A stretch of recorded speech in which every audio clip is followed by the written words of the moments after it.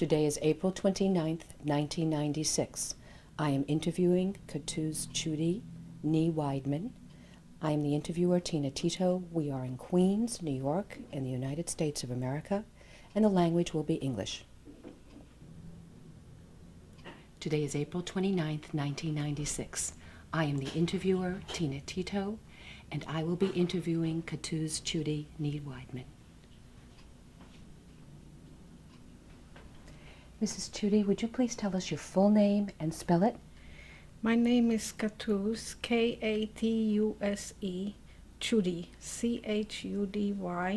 Nee Weidman, Weidmann. Where were you born? I was born in Prague, Czechoslovakia, on October 9th, 1922. Let's go and talk a bit about your family in Prague. Your father's full name, and if you could spell it for me. My father's name was Erwin, Erwin Weidman, Weidmann. Where was your father born? My father was born in Prague, Czechoslovakia. Do you know when he was born? He was born around 1984 or 85. 1894? 1894 or 95. I don't know exactly. Do you know where he lived in Prague as a child? As a child, he lived in what was called the Old City. And we all lived in the Old City. Was that mainly a Jewish area? It was most of the Jewish people lived in. It wasn't entirely Jewish, but most of the Jewish people lived in the Old City. What was your father's profession? My father was, at first he was a furrier, but later on he became just a businessman. Was he in the business of his family when he was a furrier? No, he had his own store. When I was a little girl, he had his own store. And then later on, after the Wall Street crash, it reflected in Europe, and he lost everything, the store and everything else. What did he do after that time? After that, he took odd jobs just to feed the family, and somehow he could never come up. Before that, we were very well-to-do. In 1928, he bought a beautiful big car. It was a Citroën. We had a brand new apartment, which was at that time central heating. And we had a full-time housekeeper and a nanny and a chauffeur, and didn't last very long because after that we became very poor. You're talking about 1929? 1930. And your mother's full name? My mother's name was Louise, Louise, Weidmann, Weidmann, born Brown, Braun. Was your mother also born? My mother was born in Prague. Yes. Round when? 1896. What was her family like? Her family was very close.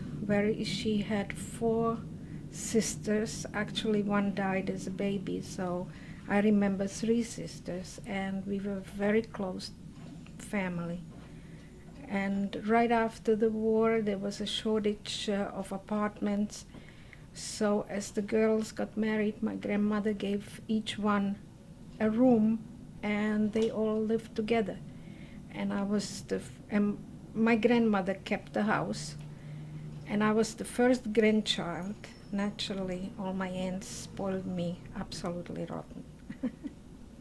What are your aunts' names? Do you remember? Do you remember your aunts' names? Yes, one was Martha, one was Herma, and one was Peppa.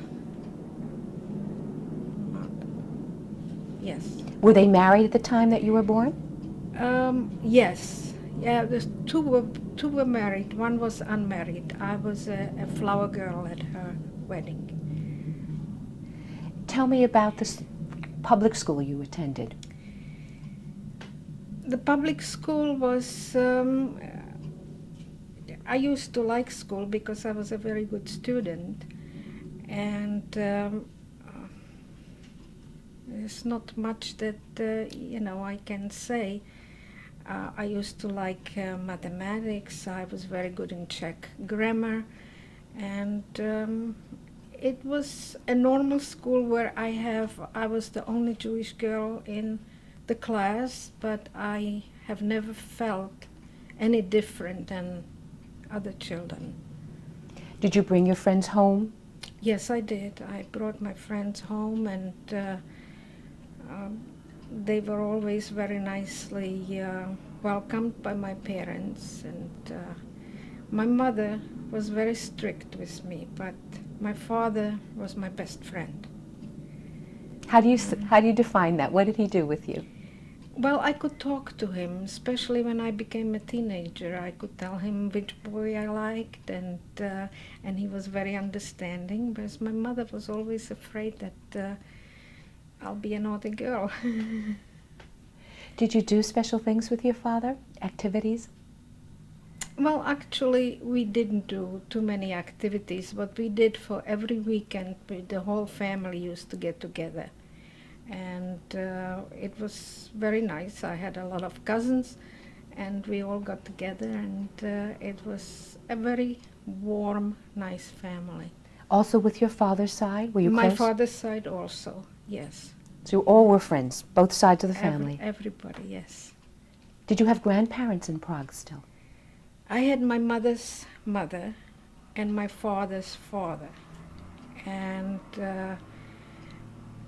somehow I had it in my head that my father's father preferred the children of his daughters. But my mother's mother was, I can't describe the relationship between her and myself. She was just wonderful, wonderful grandmother. What did she do with you? She used to, she was always sitting near the stove on a little stool, and she had a big apron where she always had something for me in the pocket. And she would hug me and cuddle me, and she would have stories to tell me, and she was a real grandmother. Do you remember any of the stories? No. You were the only child now growing up at this very young age in that house. Yes.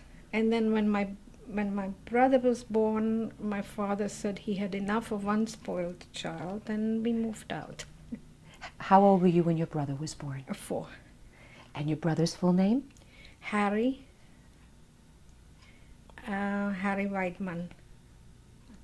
And how did you feel about your brother coming into this situation? At first I hated him because he took all the attention away from me. And then when he was able to walk a little bit, he used to take my dolls, and I didn't appreciate it.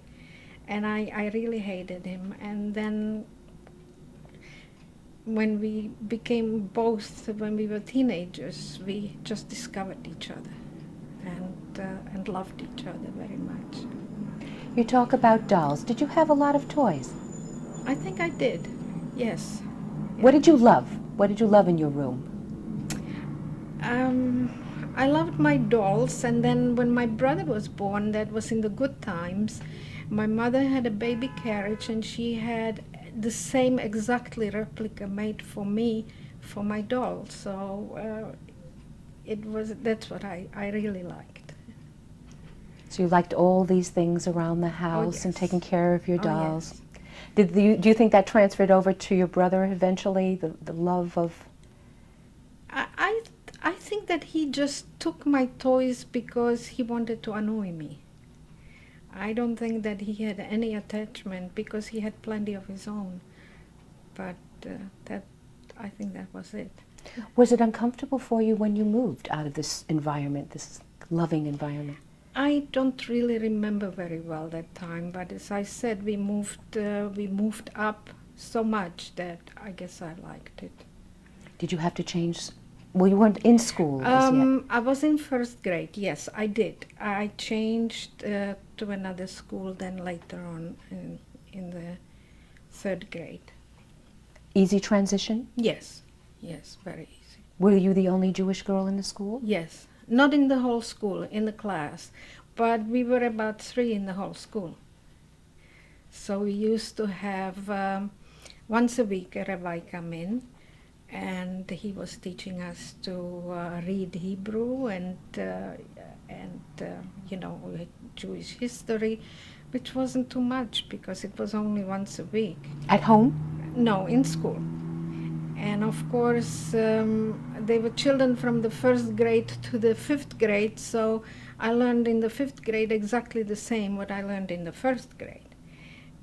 But I was pretty good in reading Hebrew prayers, and I used to take my brother and my cousin and I used to teach them because they just refused to learn.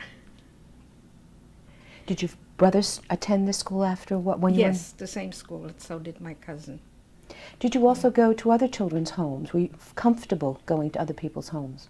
There was only one family that I used to go to, and but there was my good friend, but not from school. That was a Jewish girl, and I used to go and play with her.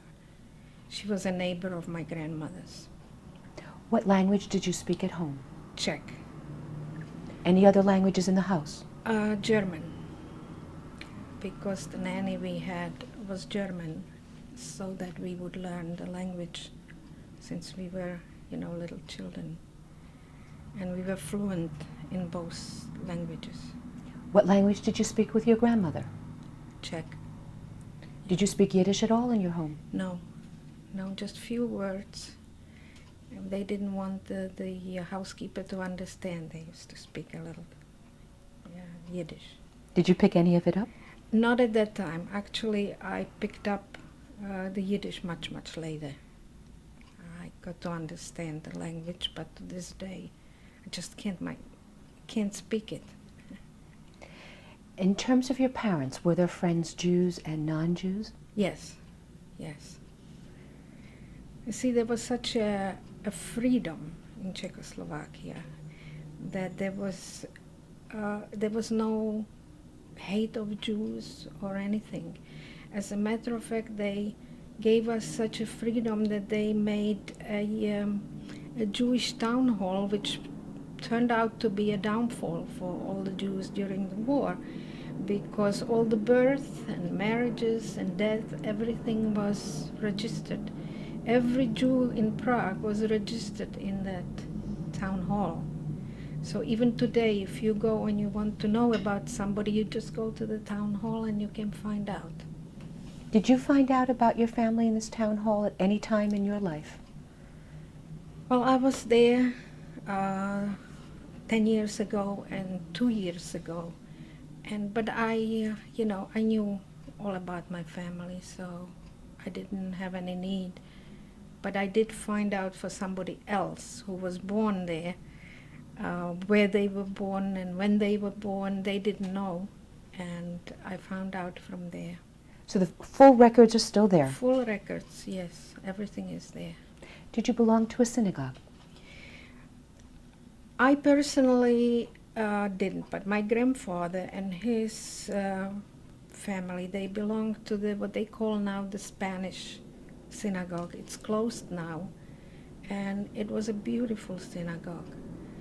And somebody, I just found out that they're going to restore it soon, because there's only one synagogue that's functioning now in Prague. And that's the very historical one, built in 1400, Altneu Schule. It's called. That's where I was married.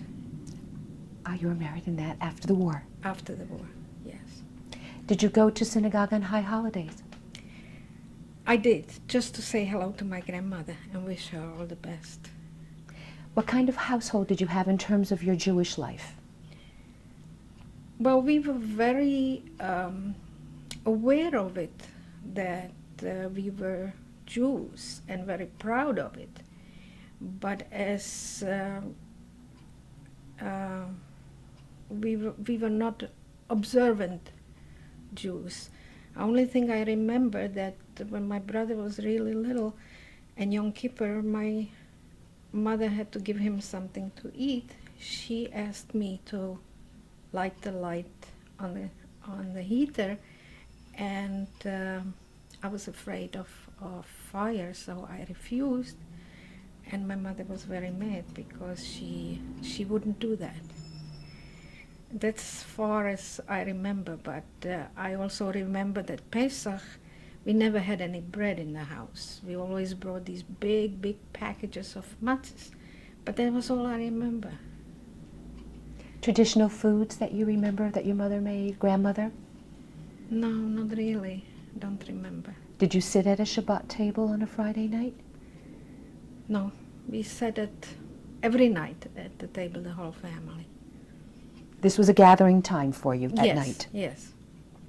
You were a close family? Very close. In terms of the four of you, when you moved out of the larger... We stayed very close because we saw the rest of the family every weekend. Were your cousins your friends? Oh, yes, yes. Cousins from my mother's side, they were only two. And we were like very, very close. And there was about 14 on my father's side. But 4 nobody knew about because the uncles went to America before the First War, and somehow we were never in touch. And other 4 were born in Vienna, and they just came for the summer. And as a matter of fact, I just found one cousin this Pesach in Australia from the 4 in Vienna. And that's my only living relative, blood relative. So, You were dispersed in many yes, parts? yes, very much so. Any other memories or thoughts about your childhood that you would like? Describe the street that you lived on. What was it? Apartment houses, villas? Apartment houses. And then later on, when after my father lost everything, we moved further and further and further from the center of Prague, and then the last apartment we had was sort of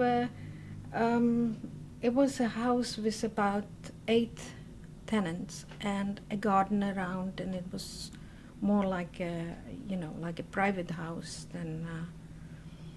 Did you feel it as a child? Did you realize that money was causing problems within the house? Oh yes, oh yes. How did you feel this?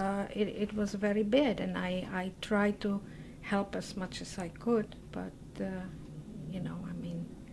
was too young to go to work, and I had to give up my piano lessons, and it so happened that two aunts that were better off, they paid for my lessons, and then nobody could pay anymore, so I found a Russian immigrant, was a professor of music, and she taught me for nothing because she said I was too talented to just leave it. And she arranged for all the professors from the conservatorium to hear me, and I was accepted in the Conservatorium of Music in Prague.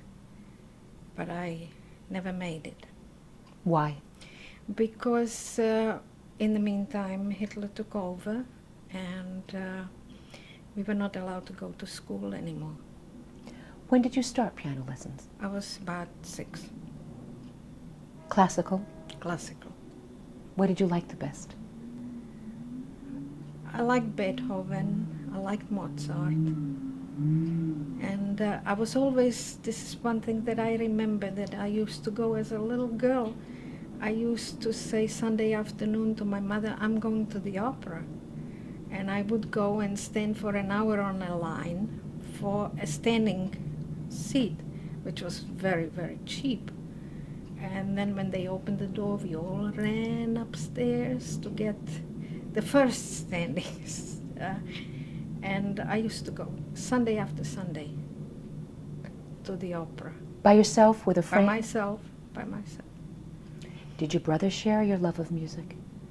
No, not really, no. Did your mother play or your father play? Well, we used to have, my father played any instrument that got in his hand. He couldn't read the notes, but he played anything. So my mother played a little bit of piano. So what we had, I would play the piano, my father would play the violin, my mother would make makeshift drums, and my brother would play the guitar, and we had concerts at home. For yourself or for the Just family? for ourselves. When would you do these concerts? Sometimes Sunday afternoon, yeah. Even when your father was having difficulty? Yes. And all the instruments came with you, including the piano? Yes. Wherever you moved? Yes. So this was important to your family? Very important, very. What other things did you do culturally in Prague before the war? Theater? Not very much, no, except the opera. Not very much, because there was really no money, and we used to go sometimes to the movies, but it was very strict. Children were not allowed, and so it took us sometimes the whole afternoon to find a movie where children were allowed to go, and then it wasn't worth it. Were you allowed freely to go out with your friends and explore the city? Oh, yes. Although my mother protested, but Your father won? my father let me. Did you go out at night? No. I had a curfew. What did you do with friends? What were the activities that friends did together? We used to go hiking sometimes. We used to go, some friends had, that was later though, they had canoes, and we used to go pull the canoe up the river and then go down the river, and we were singing, and we had a good time. Mainly Jewish friends? Jewish friends, yes. Do you think that people stuck together? Well, in spite of all the freedom and everything, we did prefer to be together, yes. So that your sense of the city, you knew Prague very well? I knew Prague very well because one of my uncles used to take us on a Sunday, all the cousins, and we would go and explore Prague with him. And Prague has the most beautiful royal castle, and we explored really all the historical, the Jewish, and it has also a very big history, Jewish history. So I really knew Prague. I can now, if I close my eyes, I can go through the streets and I remember everything. So you are a totally integrated citizen of Prague? Yes. You feel your brother had that same kind of feeling? Yes, and I loved Prague, I still do. And your parents, did they love Prague? Yes. Well, we had a family, what do you call it? Going back for 300 years, but unfortunately it was lost in the war. We don't know who had it or who my grandfather gave it to, Some of the pictures that I have, they were hidden by the housekeeper, and when we came back, they gave us the pictures. But this family tree was just lost. Also, in terms of the Jewish cemetery, I know that your family had a plot there. How far does it go back? That cemetery? In terms of your family? Of my family, my grandparents. So other family Oh, members might have been outside of the city. Well, they are several Jewish cemeteries, and there is one that people go and see where the Maharal of Prague was buried.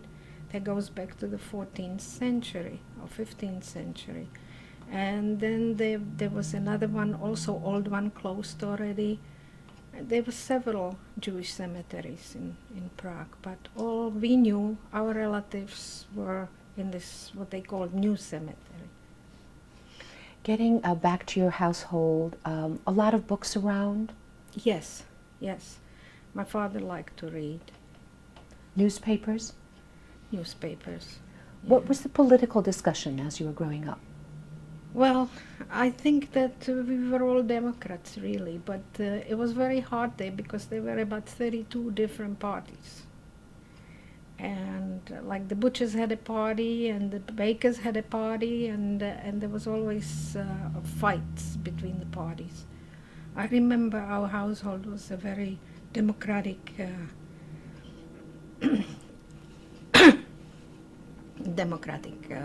household. What was the news that you were getting from Germany at the time?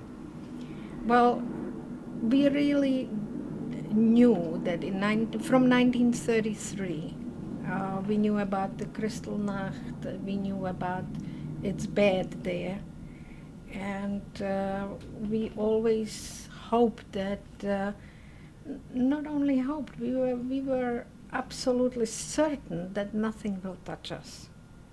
Now, if they were talking about concentration camps, we said, oh, these people must have done something.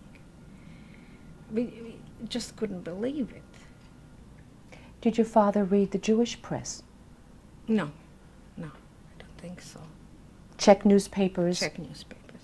Were you integrated into the political discussion as a child? No, I wasn't interested. And your friends, did you discuss? No, never. So during the 30s, you felt safe?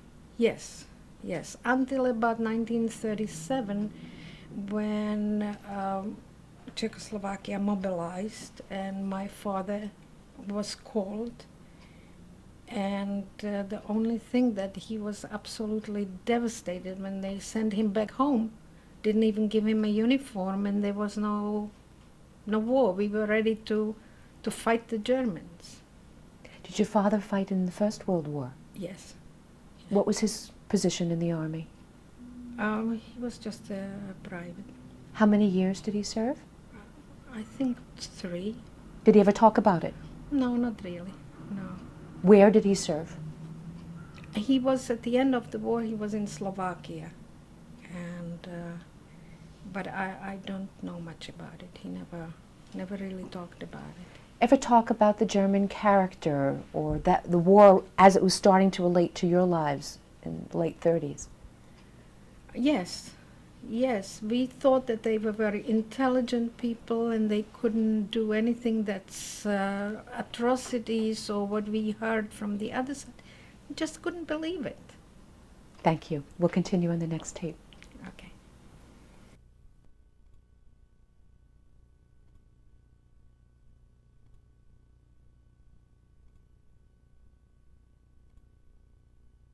Of what you were getting from Germany in terms of your home and your father's understanding of the German mindset. Well, it didn't come as a surprise when they took the Sudetenland, and there we sort of realized that it's not going to be long and it's going to be us, but we're going to fight because the Czechoslovakian army was much better equipped than the German army. And I was working part-time in an office on the 3rd floor, and one morning, it was on the March 15th, 1939, there was a lot of screaming going on. We looked out of the window, and there was the German army marching in Prague. So we threw things out of the window at them, and we spat from the window, and but didn't get us anything. Anyway, at that time they took over the whole army, the Czech army, and now they were much better equipped. And we couldn't believe what came marching down, like old rickety cannons and tanks, and we couldn't believe that was the German army. And we said if we would have fought, we probably would. Well, that was an illusion. So from then on, it started. First, Jews are not allowed to go to any school, no schools at all. Then we were not allowed to walk on certain streets. We were not allowed to go into parks. We were not even allowed to walk along the parks. No movies, no theaters, no concerts. 8 o'clock at home, we have at a curfew at 8 o'clock.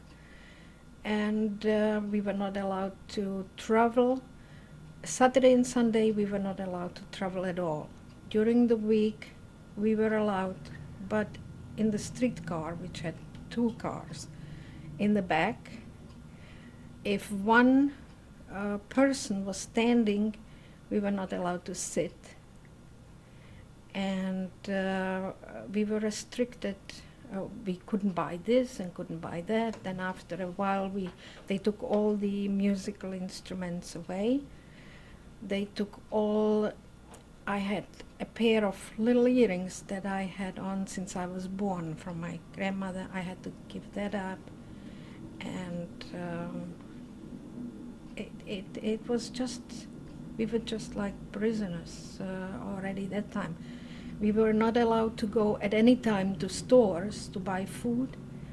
Of course, the food slowly disappeared, and we just could get underhanded, for big money.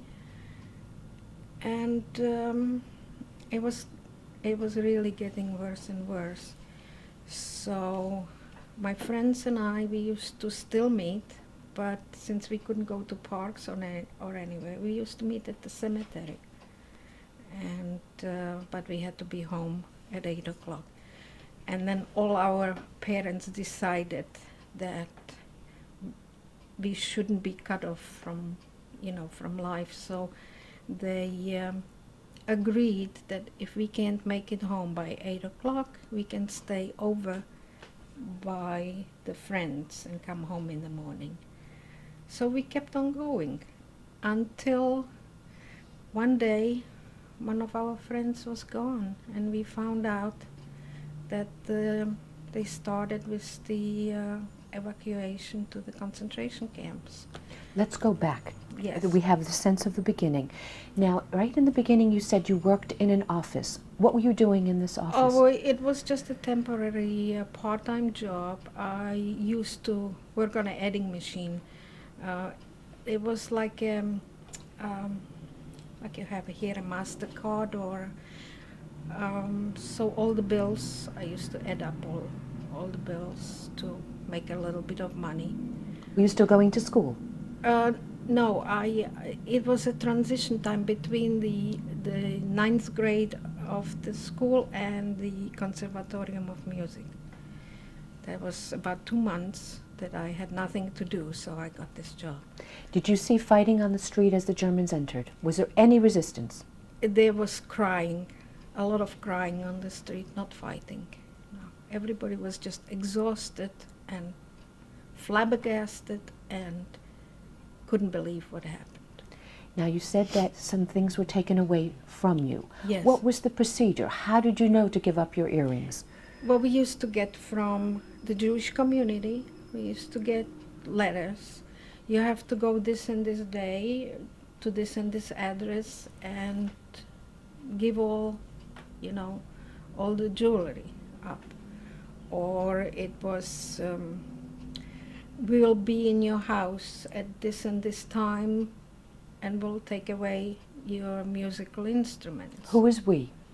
The it was from the German, from the Gestapo. You got the letter from the Gestapo. Yes. Gestapo soldiers came to your house. Right, right. Did they enter your house, your apartment? They must have. That part I really don't remember very well because we were all so bewildered. We didn't know what was happening. How are your parents reacting right now to this situation? Well, everybody was very passive because there was nothing we could do. In other countries, people ran away. They hid in the forests and everywhere, but we couldn't because we were really responsible for each other. If I would have decided to run away, my father would have been punished, my mother would have been punished. So we just hoped for the best. We just stuck together. Now, you said some of the letters came from the Jewish community. Who was running the Jewish community? Well, the Jewish community at that time was run by Franz Kafka, Dr. Franz Kafka. He used to get the orders from the Gestapo, and he had to give the orders to the Jews in Prague. Then he went to France to negotiate with the English and the French and decided not to come back. So his position was taken by my cousin, Dr. František Weidmann. Can you please spell his name? František,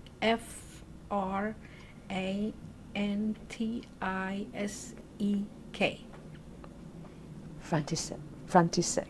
Yes. And how was he selected for this position? He was Dr. Kafka's assistant. Selection was still being done within the Jewish community, not by the Gestapo? No, within the Jewish community. So people were aware of these people and respected in the community? Yes, they were very respected. What was the reaction to the leaders of the Jewish community at this time? What did they tell their people? Well, they told us that there is nothing that we can do, that we just have to accept what's going on, and they were in the dark themselves. They didn't know, how far this whole thing is going to go. Were the Jews still keeping their jobs? No, most of the Jews were fired from their jobs. The businesses were taken over by Aryans, by Christian people. And it was in many cases that these people who took over were friends of the Jewish people and just took over and said, when this passes over, you get the business back. But it didn't pass over. But you felt a camaraderie? You felt that the people were not against you? They were not against us, no, not the Czech people. Did you have to wear anything on your clothing? That came a little bit later, that the order came that we have to wear on everything that we wear. We had to put on the left side a yellow star with Jude on it. Our Christian friends were not allowed to walk on the street with us. So my very dear friend, who was not Jewish, she used to walk 2 steps behind me, and that's how we were talking, like in the air. And it wasn't her doing, because she didn't want to do that, but I forced her. I said, no use that you should be, in trouble because of me. And she stood by you? So she stood by me. She did. How did things progress? It was getting really worse and worse until one day we had a mixed family in the building. She was German and he was Czech, and they were helping us a lot. Even she used to say there will never be anybody like Hitler. She was admiring him. She still was a friend to us. And one day she came running into our apartment, and she burst into the pantry, and she put everything that we had there that we were not supposed to have. She put everything in her apron and ran out, and we didn't know what happened until about 5 minutes later we looked out of the window, and the whole block of houses was circled with German soldiers, and they were screaming, open up, and they went into the apartments. They looked in every corner, they looked under the bed, they looked everywhere. What happened was that time Heydrich was assassinated, and they were looking for the people who assassinated him. So they looked in every apartment, not only Jewish, all apartments. But since we were not allowed to have certain things, she took it in her house, and then after they went, she brought everything back. So we really had some good friends that were a big help, but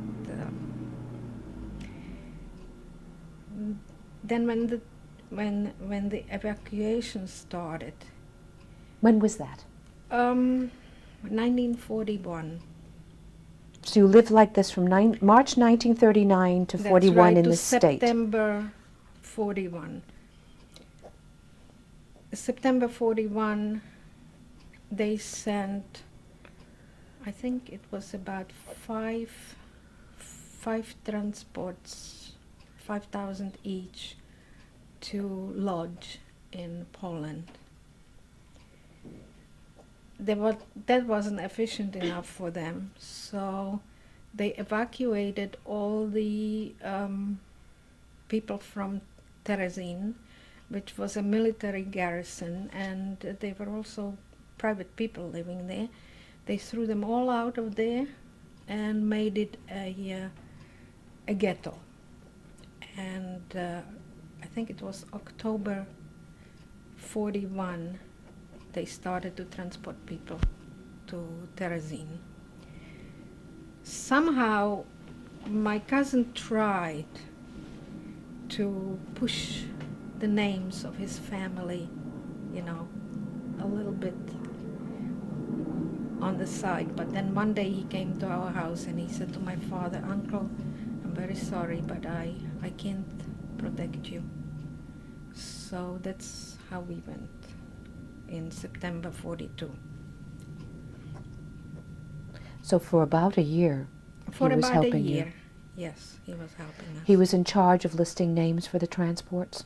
He wasn't the only one that was in charge. No, there was a whole committee, but he could go in and take our names out and push them on the side. Committee of Jews? Yes. Overseen by the Gestapo? Yes.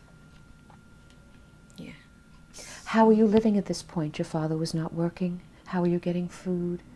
Well, my father before that was working for a chocolate factory. He was selling chocolates. And the workers in the factory, they used to pour hot chocolate into buckets. And when it dried, they covered it with dirt and brought it at night to our house. They also brought a form, where you poured the hot chocolate in, and that's how we made a living, because Jewish people who had money but had no goods, and if they had children, they liked to buy a piece of chocolate. So I used to go because I was afraid that my father shouldn't be caught. So I used to go and deliver the chocolate. And one day I jumped from the streetcar. That was a sport, to jump off the streetcar before it stopped. And I had a case with chocolate, and automatically, somehow, I don't know how, I covered the star. And a German came over to me and took away the case with the chocolate, and he said, "Why do you cover your star?" And I said, "Oh, I wasn't aware of it, that I did." So he said, don't do it again, and he gave me the chocolate back. Didn't even see what it was.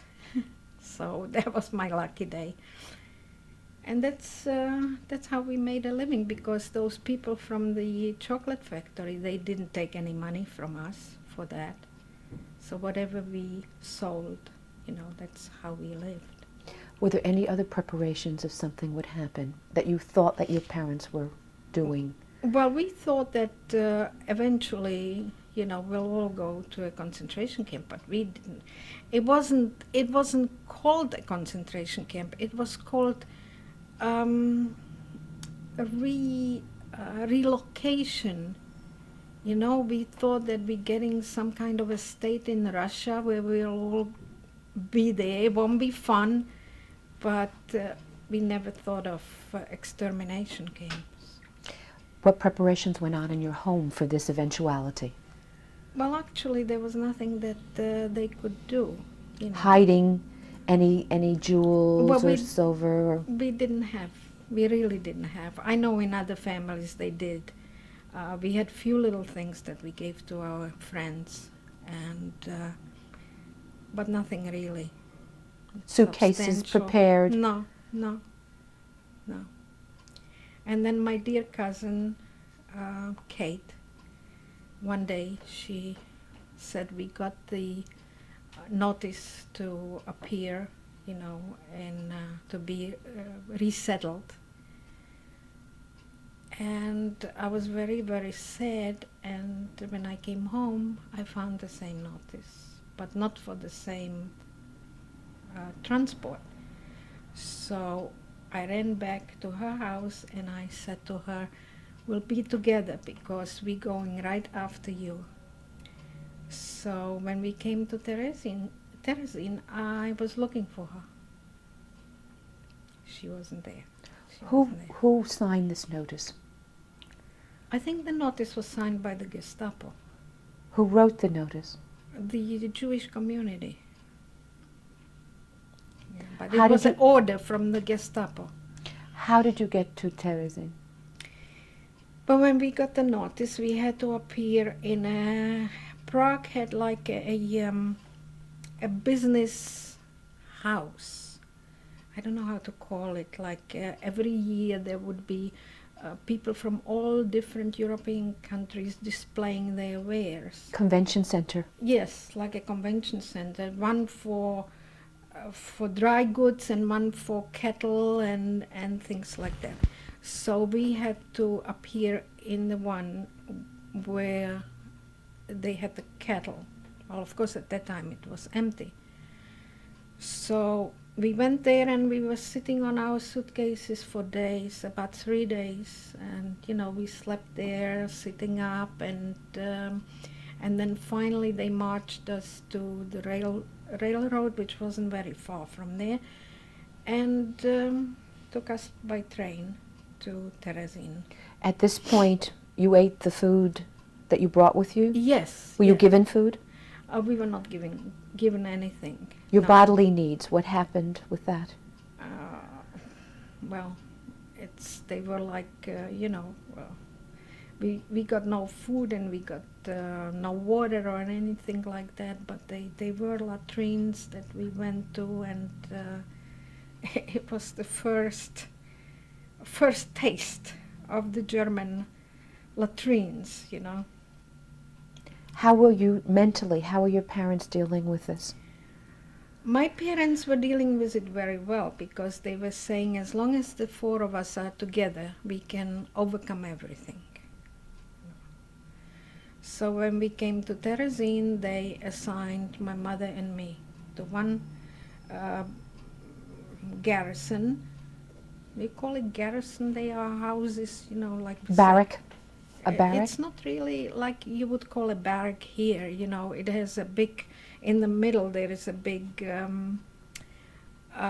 for exercises. The soldiers used to exercise in the middle, and it was built 2 stories above, like all around, and there were about 5 of them in Terezin. Because Terezin was a fort, and there was a wall all around. Behind the wall was a big moat and another wall. So there was absolutely no way of escaping from there. It was built by Maria Theresa in, I don't know what century, but it used to be a prison, and that they made a garrison, military garrison.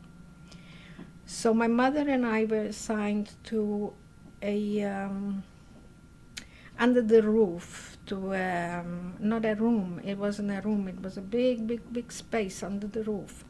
An attic area? Attic, yes.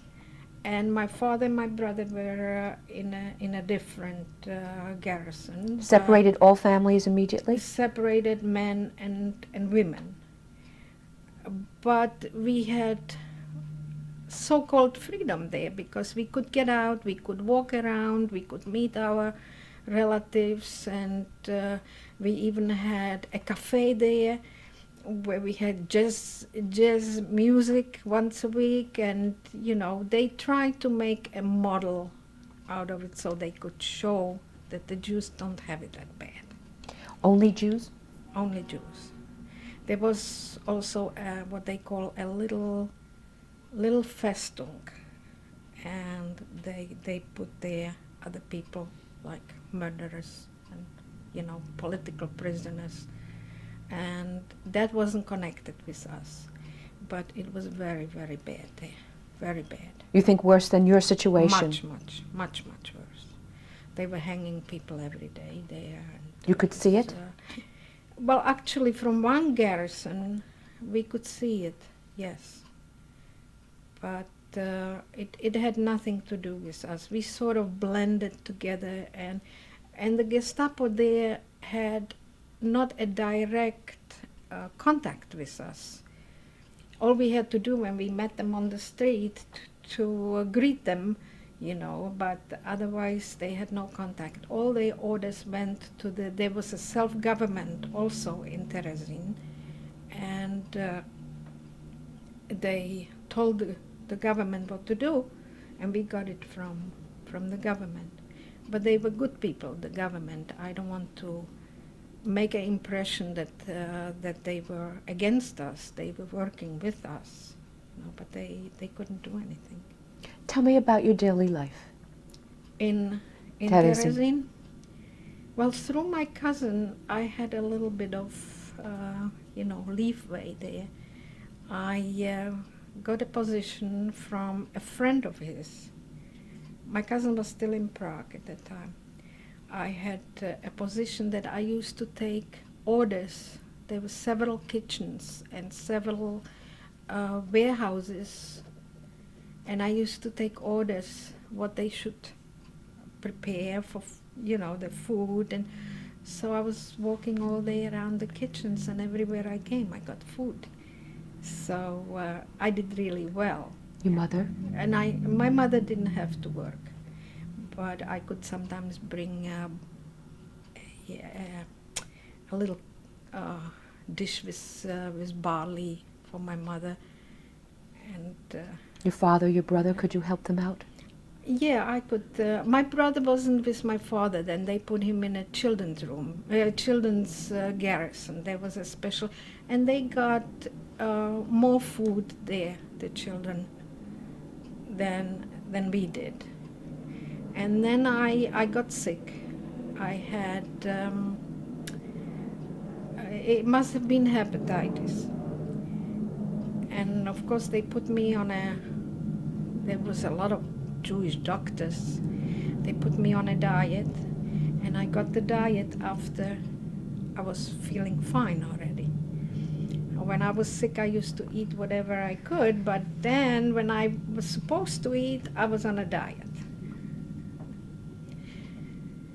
So this was going on since September 42 till December 43.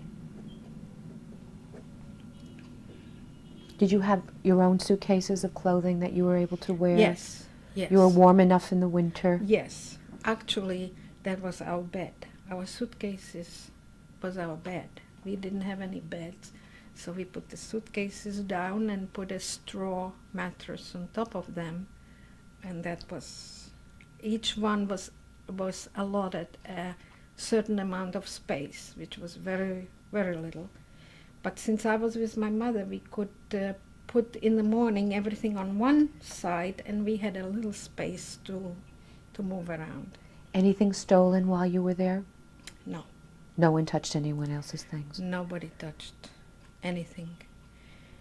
What was the relationship between the people at this point? It was okay. There was no jealousy, because they were like a normal life. I mean, there would be a girl who stole a boyfriend from another girl, and things like that would happen in normal life. And then in December 43, my mother got sick. And my brother worked at that time in the children's kitchen. And the doctor said if she could get the water from cooked barley, that would help her.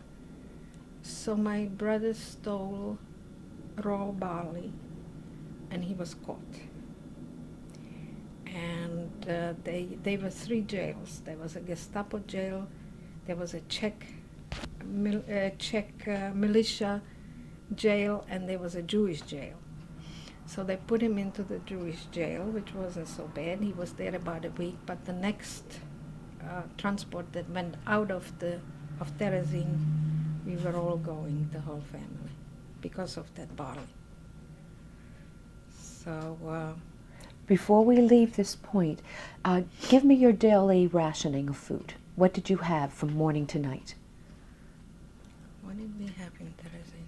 In the morning, you got up, got dressed. What were you given? We were given a brown liquid that was called coffee. And maybe, I don't really remember that well, maybe a little piece of bread. And at lunchtime we had a soup from beets and barley, and which never saw any meat or anything like that, or fresh vegetables, nothing like that. And in the evening, a piece of bread and a slab of margarine, and maybe a teaspoon of jam, what they call jam. And that was the whole food. So people, old people, what we saw daily in Terezin were carts loaded with dead people, because older people were dying just like flies. Let's hold that thought for the next tape. Thank you.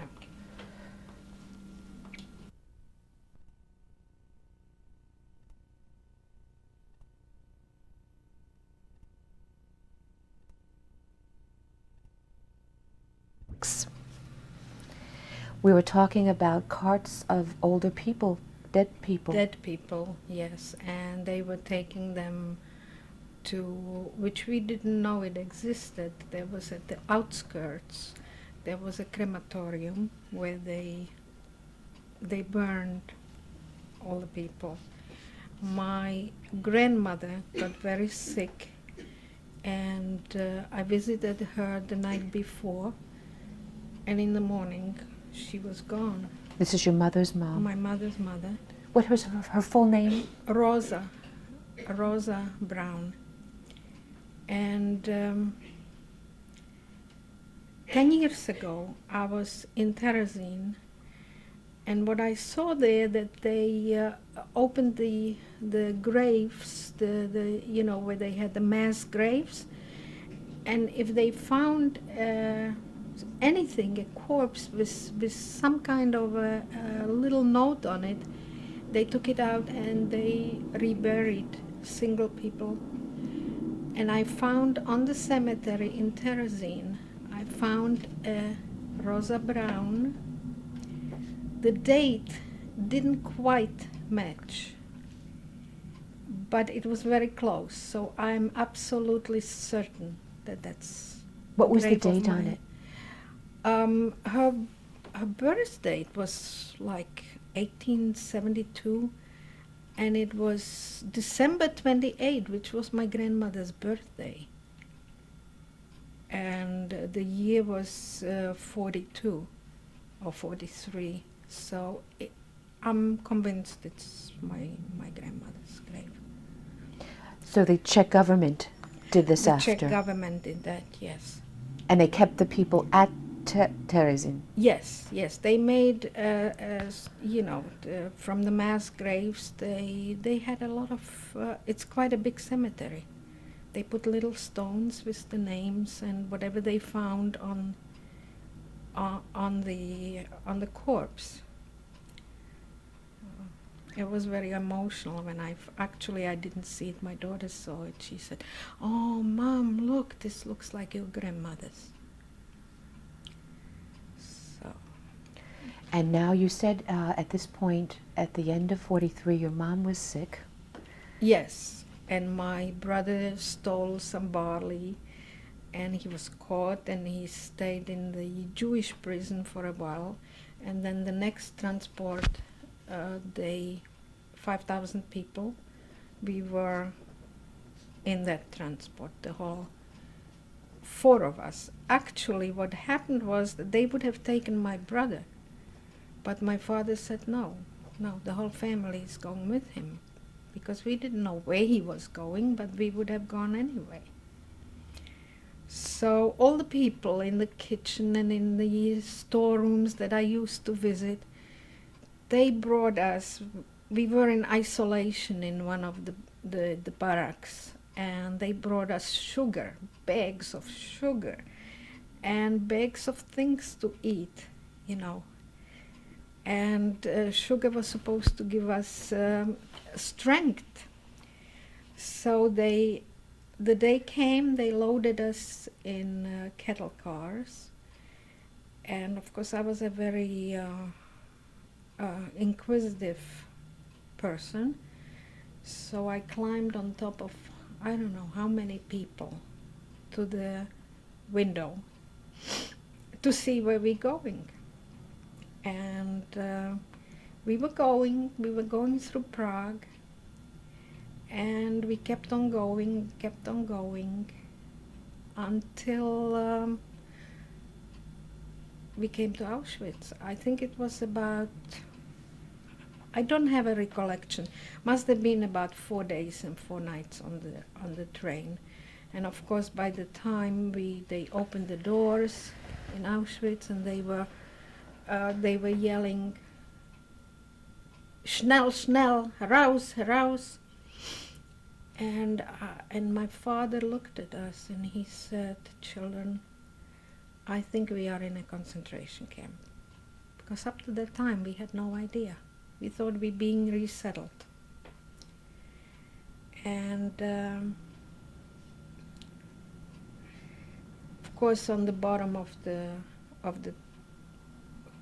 cattle car there were few people that were already dead, because it was they didn't discriminate against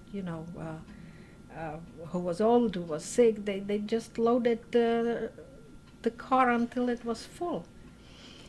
So they threw us out, and then after us they threw the suitcases that we brought, and they stuck them up on the platform, and they herded us to big trucks.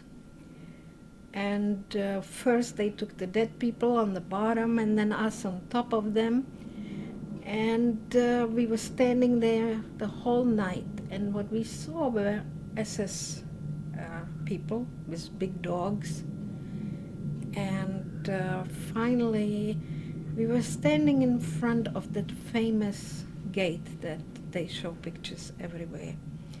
And then in the morning they unloaded us, and they took us, marched us between wire fences. They marched us to the crematorium.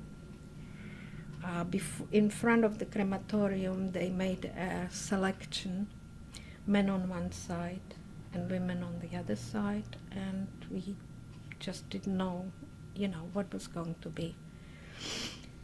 Then we went inside, and it was, quick, everything quick.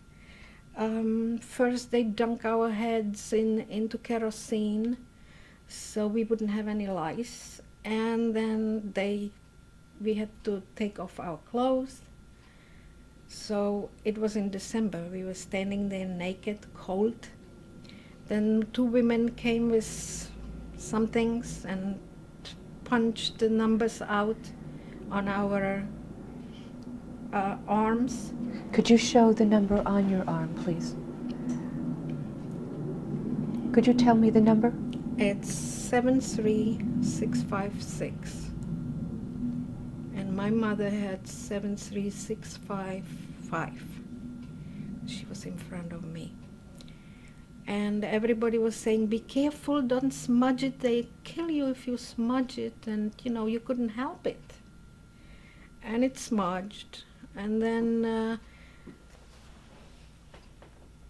there was a line of tables with clothes on it. So I said, oh, I see, there is a coat over there. So I manipulated my way so that they would throw the coat at me. So I had a dress and a coat, no underwear, wooden shoes. And I don't remember if we went in a shower or not. That I can't remember, because I started to get a little bit crazy. I didn't know what was happening, and it was my mother who was calming me down. And then this all took a tremendously long time. Then they marched us again between the wires and into a compound. In Birkenau, there are like compounds, A, B, C, D, E. And they put us in B. And then there were barracks people were in barracks 6 to 12, and even numbers, and on the other side of the road were odd numbers. So we went into barracks 6. And there was a woman who started to yell. She was a prisoner who started to yell at us, up in the bunks, down from the bunks, up in the bunks. And I was assigned on the 3rd tier. I didn't know how to get up there. So finally, my mother too. Finally, we got up, down again, and up again, and down again. Then we had to be very quiet. A German came in, a higher SS man, and he told us that we are in a concentration camp, Birkenau, and that only the famous saying, Arbeit macht frei, that we have to work, and if we behave ourselves, it's going to be all right. Now, at all this time, no one was taken out of your group transport of 5,000, as far as you know? I have no idea. I have no idea how many people were taken. I think that we all went into the camp. Because then later on I found out, well, I'll come to that. First, in the morning, I saw that there are men on the other side of the road. So I said, they must be from our transport. So maybe my father and my brother are there. So we had to stand what they call appel. They were counting us back and forth. We stayed for hours. And after that, when they said disperse, we were able to walk in that street in the middle, found my brother and my father. So what it was, why we were not, our heads were not shaved, and why we were put all together, young and old and everybody, the compound was called, it was Familienlager.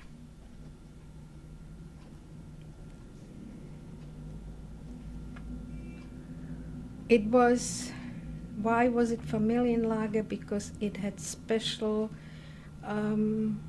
it was designed to go. We were supposed to go after 6 months, all of us, without selection, into the gas chamber.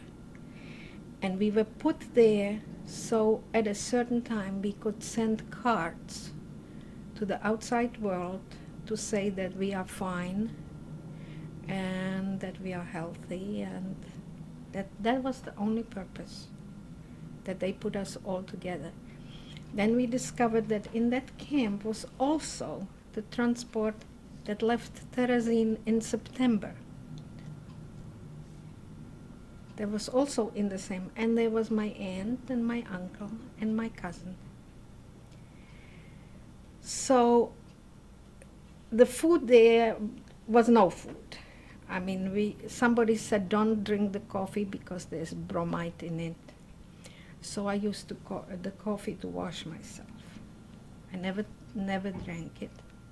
Lunchtime was a horrible soup, and in the evening was a little piece of bread that had wood in it, and sometimes a slab of margarine. That's what we lived on.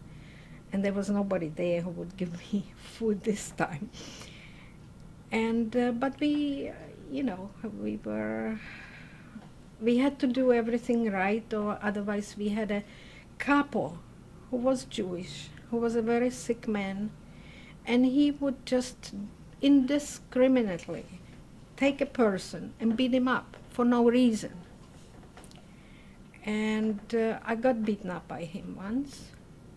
Of course, we had in the barrack, we had one blanket each, and the blankets had to be folded in the morning, and they had to be exactly folded so not one was sticking out, and if it wasn't, then we were beaten.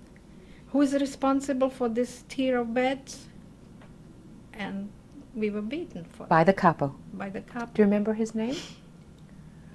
No, I did remember it for a long time, but somehow it just disappeared. I don't think he survived. I think he died in the camp. Now, you were all women in this... No, on one side were women. Oh, in the bunk? In the bunk, you were all Yes, women, but he all was women. with you. He was over the whole camp. So then one day he's just got it in his... I don't really know why he singled me out. But one day we didn't work. Maybe it would have been easier for us to work, but we didn't work. There were some people who did, who carted out the dead people. That was a job. But otherwise nobody worked. But then in one of the barracks they made a factory. They made, they weaved strips to carry rifles on the shoulder. It was very hard work. It was all like tar covered, and it was very, very hard work. So after my, I worked there for a few days, then my hands started to bleed, and they had to take me out. So then it was snow, it was raining, it was snow, it was terribly, terribly cold. We were not dressed for it, and it was mud. We were just stepping into the mud, and then the shoes stuck in the mud. But we could see my aunt, uncle, cousin, my brother, my father, so, we were still sort of, well, one day it will pass. What was the name of your aunt, uncle, and their son? It was Pavel and Herma Moore, and my cousin was Margit. This is your mother's sister. And then came March 7th. March 7th was exactly 6 months since they were in that camp. March 7th was also President Masaryk's birthday. So, they knew that Masaryk was very much for Jews.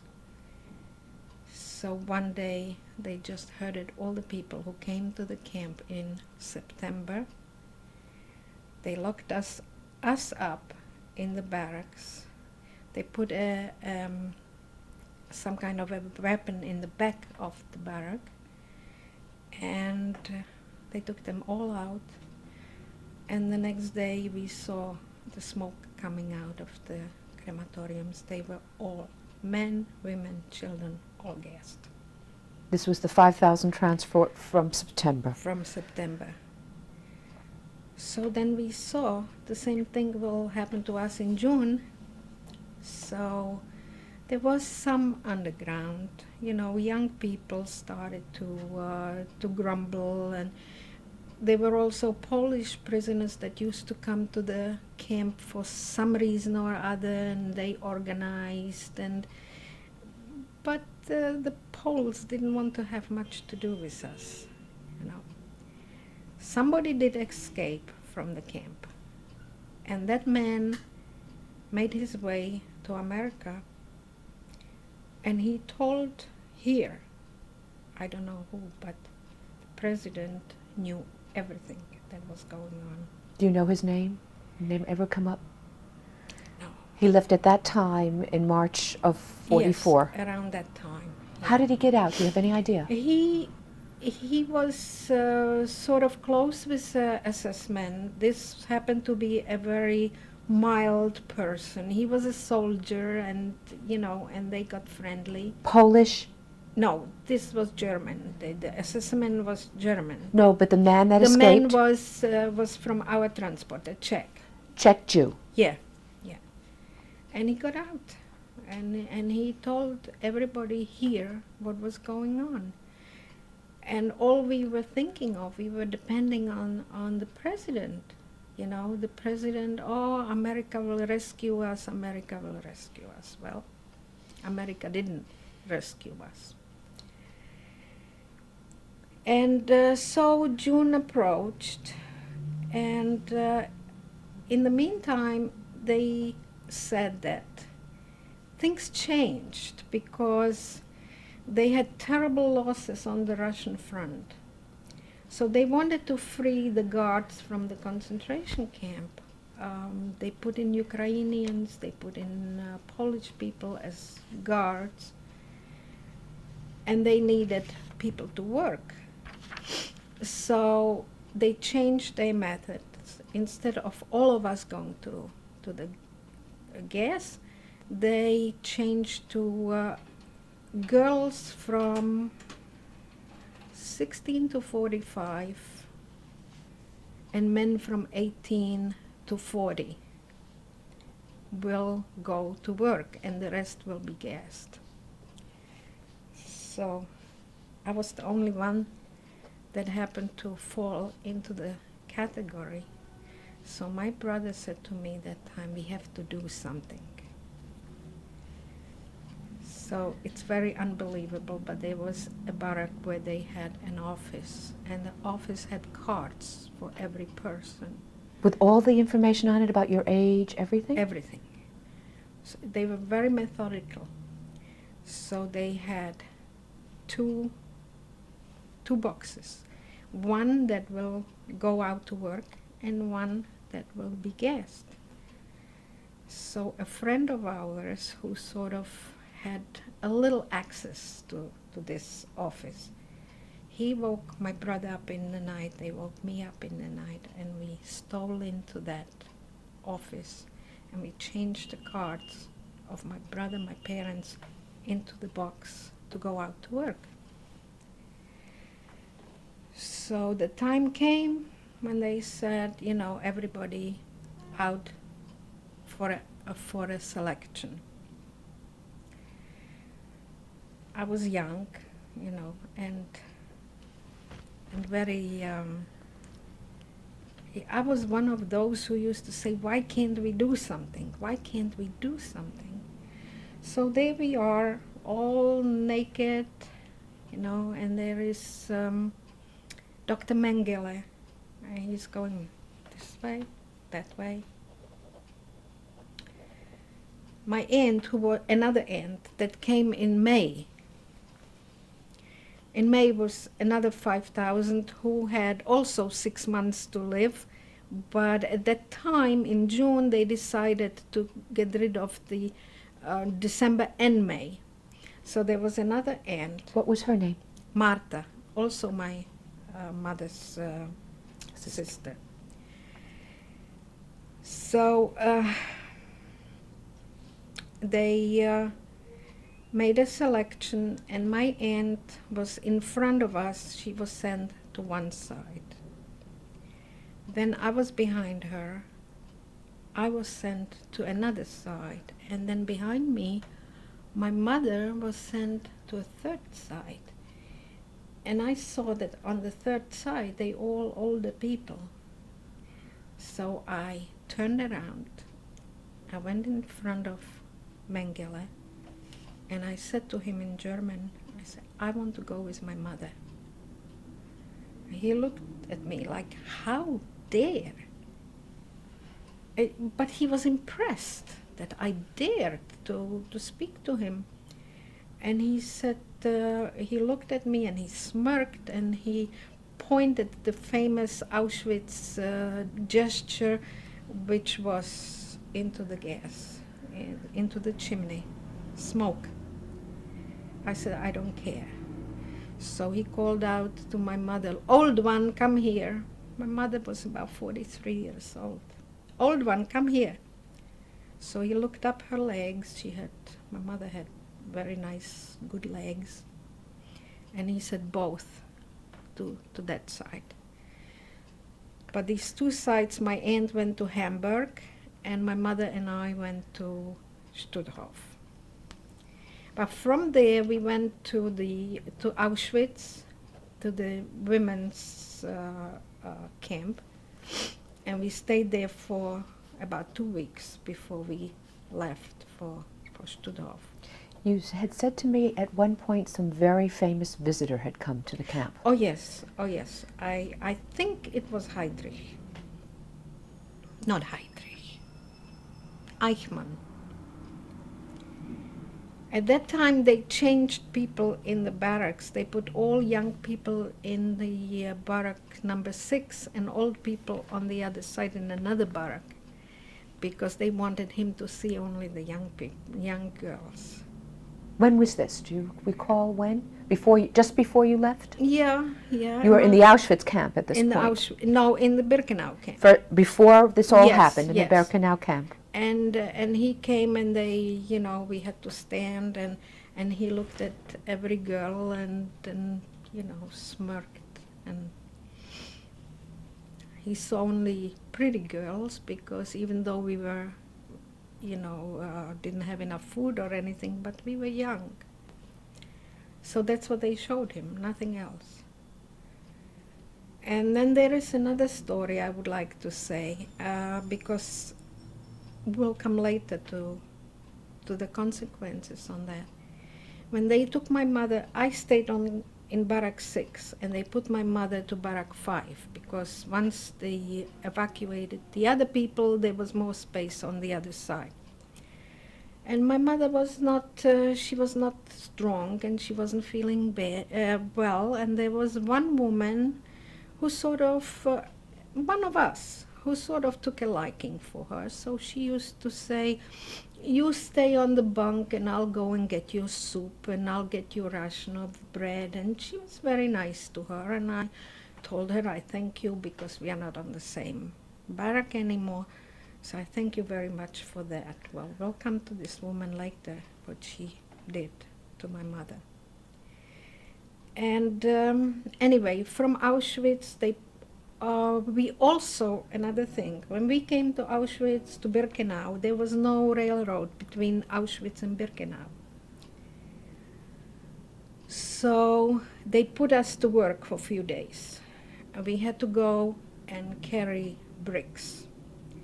And they were some fresh girls that just came from home. They were still strong, and they used to take 3 bricks. And we couldn't manage more than 1. So we got beaten for that, because we could carry. Why can they carry 3 and you can carry only 1? So we built the railroad that stands there to this day between Auschwitz and Birkenau. So then when I was in Auschwitz, the 2 weeks, they put us on a train. And that was in the summer. And we had sort of khaki dresses all the same, the first time that we got prison dresses. Very thin, no underwear, and wooden shoes. And they put us in the cattle cars again, but this time it was different. This time we were sitting on the floor, and 5 in a row, that way, and 5 back, you know, like a formation of 25 on each side.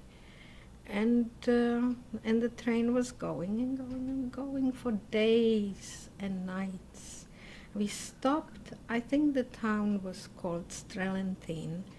We had to empty the big cans that they gave us and bring them back, and then we continued. Then we stopped in a place, it was in a forest, and it was very foggy, and it was in the evening, and they chased us out of the train. We didn't see anything, no barracks, no nothing. It was a forest. So we thought, that's it. That's where we get shot. Well, we didn't. They talked to us, and they said, I remember it like today, the Häftlinge haben das Maul zu halten. That's like the prisoners have to keep their traps shut. Really nasty. Then came tiny little trains, like trains that carry coal from, where they dig the coal, little trains. And we could only stand in there, and we went for about an hour in there until we came to Stutthof. Let's stop the tape at this point. Okay. Thank you.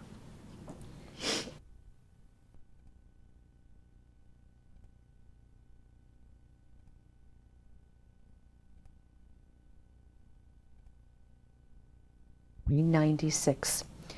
You have now arrived at Stutthof. Yes.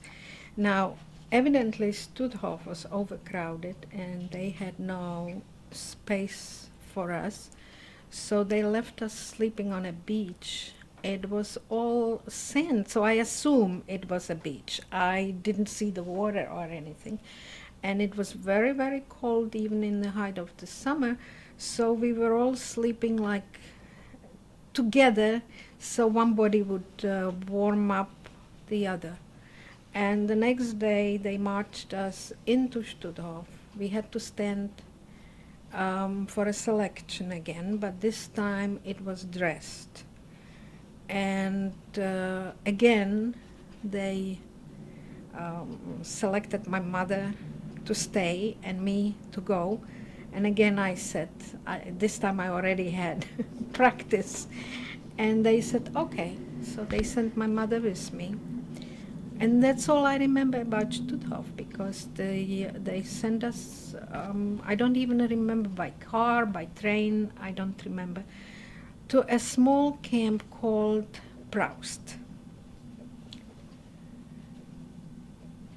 Now when we arrived in Proust, the whole camp consisted of 4 buildings. One was a building where there were little rooms where there were prisoners in already. The other one was like a big barn, which was empty, that we had to go in. And then there was another one where were the German officers, and a dining room, which was something unheard of. So after we stayed there for a few hours, they told us to go to the dining room, and there we got a clean dish and some kind of it was like cereal with milk, and we just couldn't believe it. And we ate.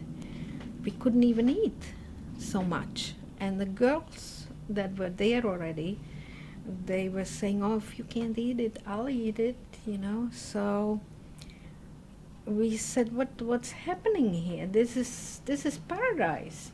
So they said, "Wait a few days, you will see." So the bunks were in that barn. There was no floor. It was dirt and no ceiling. It was and the sides of the were like in between were, you know, they were not close. The wood wasn't close together. It was the wind was going right through. And bunk also 3-tier bunks, and the next day they marched us to work. And what we were doing, we were making strips for airplanes to take off.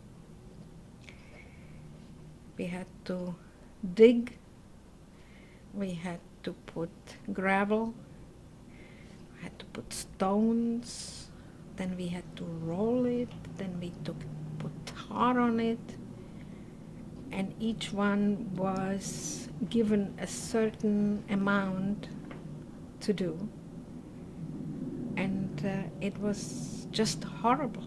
It was just horrible. I managed to do mine. My mother didn't. And I used to help her a little bit if I could. And they marched us home in the evening. And of course, that good food was nothing. It was nothing because we worked so hard. Only women? Only women. All Jewish women? All Jewish women. From all over or just from The Birkenau? first ones that were there were from Hungary. And the Hungarians were stronger than we were because they didn't have so many years of camp behind them. So most of them were really a little stronger than we were. And there was a terrible animosity between us and the Hungarian girls because they had the little rooms, they managed to get water, warm water to wash themselves. They wouldn't let us, you know, and so there was a little bit of animosity between us. Who presided over you? Gestapo, the SS. Women, men? Men and women. They were two extremely cruel women. And one day, we were also digging, we call it trenches. And the summer passed, and it started to rain, and we were soaked because we had nothing to change. We slept in it and walked in it and worked in it. And then the winter came and everything froze on us. We didn't get any coats or anything. We were just absolutely freezing. Then one day, people came from Stutthof, and first in the summer, some of the girls were sunburned, so they took them back to Stutthof, and evidently they put them to death. Then when the winter came, they were frozen, so they couldn't work, so the same thing happened. And I was always a manipulator, and they were counting in the morning, 25 women will go on this job. And I managed to push my mother in the back so she would be the 26th. So when they didn't need her anywhere else, so she could stay in the camp and work in the camp. To my surprise, I saw this woman that was so nice to my mother. She was a pharmacist, and she was the camp doctor in there. So one day my mother said to me, I manipulated her so she was the 26th, and after she had to go to the doctor and ask where she should work. And she said to her, you didn't stay home because of me, so you can go and hang yourself. That's what she told her. Then one day my mother had a headache, and I said, go to the doctor and get an aspirin or something. My mother said, no, I wouldn't go to her. So I went, and she said to me, if the lady has a headache and she needs an aspirin, why doesn't she come herself? She didn't give it to me. The next selection came from Stutthof. My mother was on the list because she had a headache once. I put up a big fight. I was screaming, I was yelling. They took me, locked me up, and they said, if you don't behave yourself, you'll get 25 every day until you behave yourself. So then they marched me out to work, and when I came back, my mother was gone. I have never seen her since. Some girls came back from Stutthof and they told me that my mother got typhoid and died in Stutthof. So that was the story of this woman that was so nice in Auschwitz, and then she got a little bit of power being a doctor, and she was very miserable. That woman, by the way, came back, and she survived. She was married. Her husband survived. And some of the other girls sued her because she did it to other mothers also. And the husband came and he said, please, don't go as a witness, don't go. And I said to myself, I said, now after this horrible war, what will I accomplish? One Jew against the other. I didn't go. So I don't know whatever happened to her. So we were digging trenches, and the winter came, and actually the ones that took us from the SS to dig the trenches were flyers, were Air Force, German Air Force, and they were much better, much milder than the others.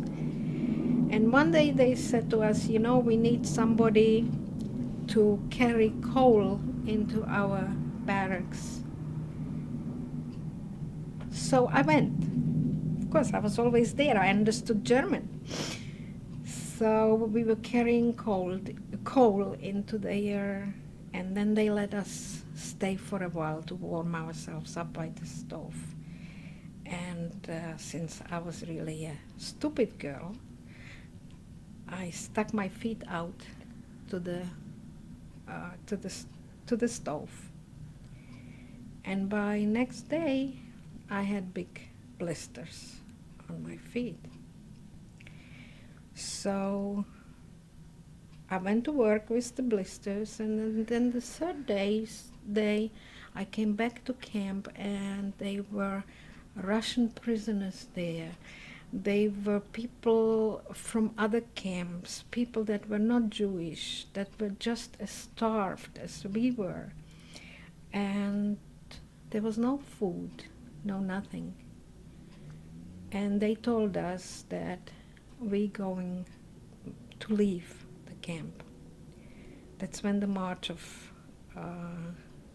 the death march started. So I said, I can't walk with these feet. Managed to get a knife from the kitchen, and I cut my blisters. The whole water came out, and I tore off a piece of the dress, and I bandaged my feet. It was on both feet. I went on the march. When was this? This was late January 44. And where were you marching toward? I have no idea. We were just marching. And of course my feet started to give me trouble. What we did, we marched like 3 girls together. We marched day and night. 3 girls together. The middle one took a nap while marching. and then we switched. So we got a little bit of sleep. Once we stopped in a church, once we stopped in a barn, and we were just marching. We didn't know where we were marching. How many were you? No idea. And every time when we said, okay, we're not marching anymore, they said, oh, when you go, we see over there, we'll give you bread. So we marched. We got a tiny little piece of bread and we marched. So one day I said, that's it. I can't march anymore. So the girls were crying, they will shoot you, they'll shoot you. But I didn't have any desire to live anymore. And the leader of the SS, he had blankets and he had knapsacks and he had a cart with a horse, and he said, okay, get up on that cart and take care of my things. So we were going. I was on the cart until we came to another camp. There they threw us off, and we stayed about 3-4 days in the camp, and then we had to continue. Do you know the name of the camp? This was Proust. No, I don't know. And it was a small camp, very small camp. So we started to march again. And again, I marched, but then finally I said, that's it, because the wooden shoe rubbed into the wound, and built a high heel, from the snow. Because we were marching through snow. We didn't even march on the roads. We were going through fields. And we were back on the road, and I said, that's it. So the SS men came and pushed me in a ditch and took off his rifle. And I closed my eyes. And another SS man came and he said to him, don't you think she's dead already? He said, why don't you save your bullet? And they went away. There I was in the ditch. I didn't know if I was alive or not. And I looked back, and then the sky was all red. And I heard noises, shooting, and I thought, that's the Russians. They're going to save me. And I was pinching myself. I shouldn't fall asleep. And all of a sudden I hear a cart, so I look up, and it's the Germans. 2 of them with a cart. And they came over to me and they said, what's going on? What are you doing here? So I told them that, I can't walk, I can't march anymore. So they put me on the cart, they covered me with sacks, empty sacks. And I figured, well, if we pass that, the marching girls, they'll give me up. They didn't. We went and we went. And then finally in a small town, which I don't know the name of, they said, well, you can't go any further with us because there's fighting, so you have to get off and make your own way. So I went off. I crawled into a sty. There was a cow and there was a horse. And they were warm. They were breathing on me.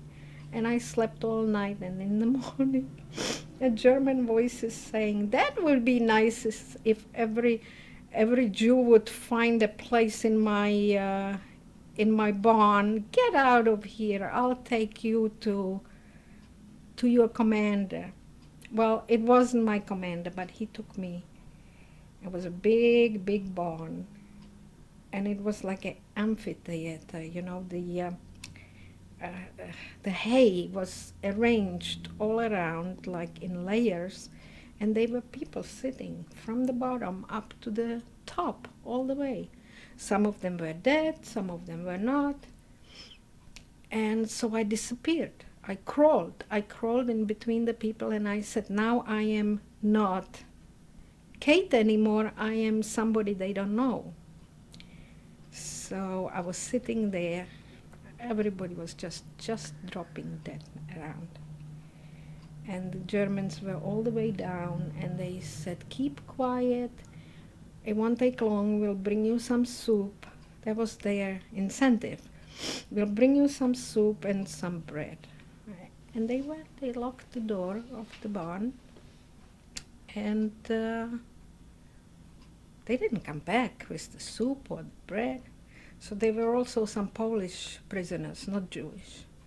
And they went to investigate what happened. They came back and they said, children, there's nobody out there. They all gone. We are free. You know, so they opened the door, and of course I couldn't walk, I crawled.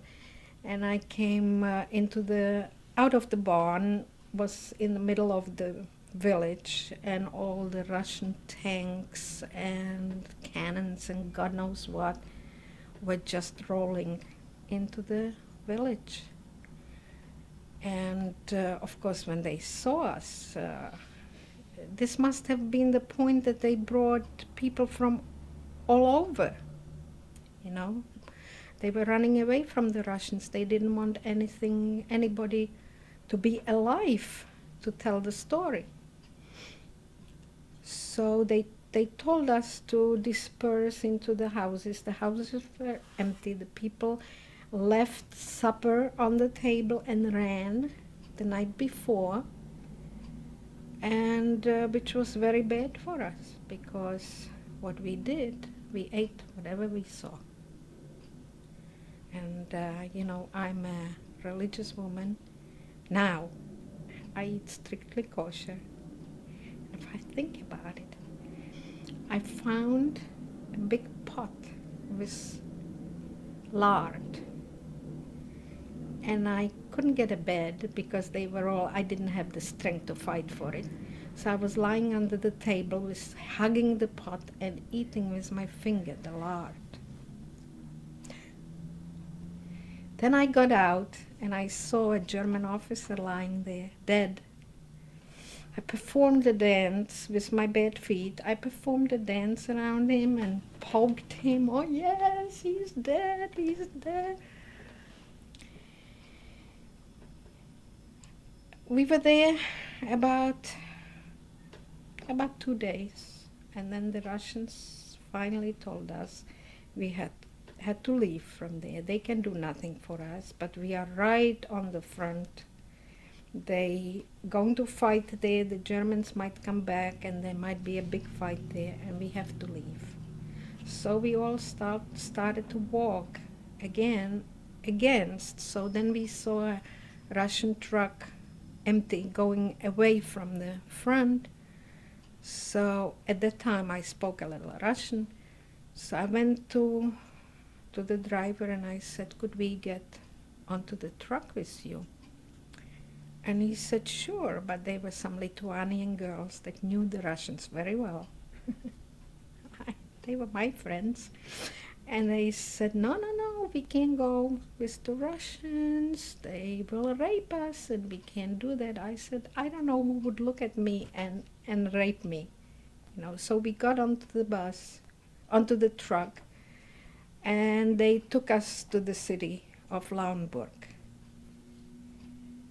And there we got also, the Germans ran away from the supper. Everything was on the table. But by that time we were all sick. So we got beds, 2 to 1 bed, and we stayed there, really, really sick. And the Russians came and they said, we have no medicine, we have nothing. So happened the captain was Jewish, and he was very sympathetic. And he said to his soldier, if one of you touches these girls, you'll be shot right away. You know, so all they could bring us were tiny little apples. He said, maybe they will help you.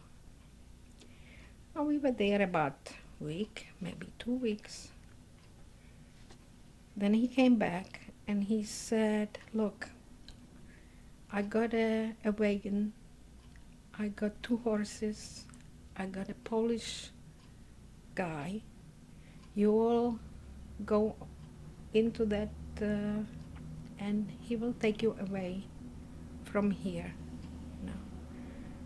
So we did. First, we were stopped and the Russians took the good-looking horse. They said, you have enough one. Then we went again, and the Polish boy said, I don't want to go with you anymore. And he disappeared.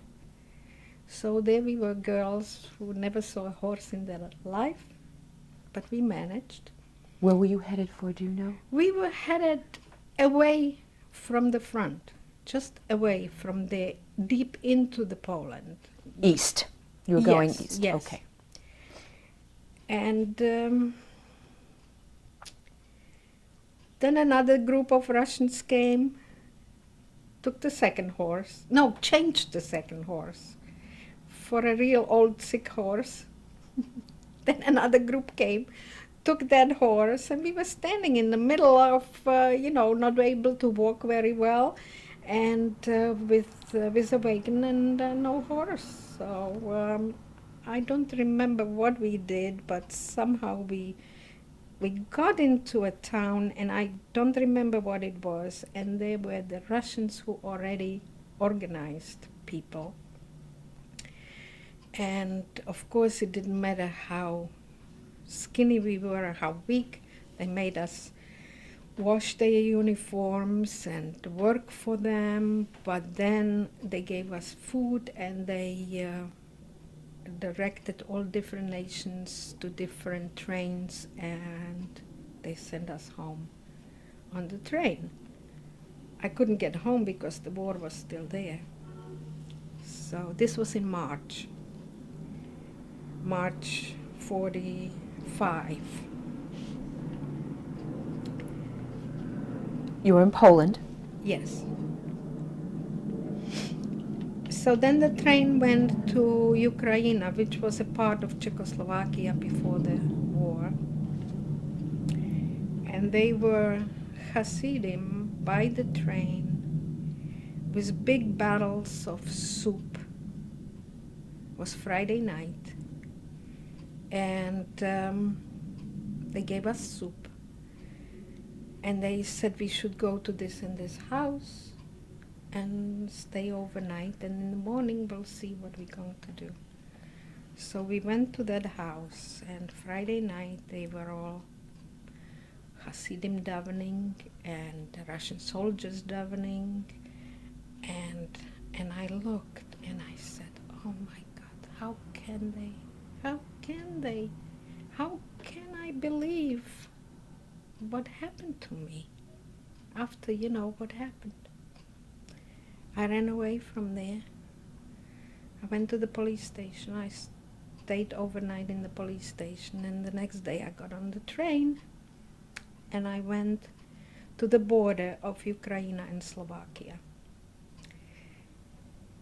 One side was Hungarian, one side was Slovakian. So I asked, and they said the bridge separates the 2 sides. And if I go to the Slovakian side, maybe there will be a train going to Slovakia.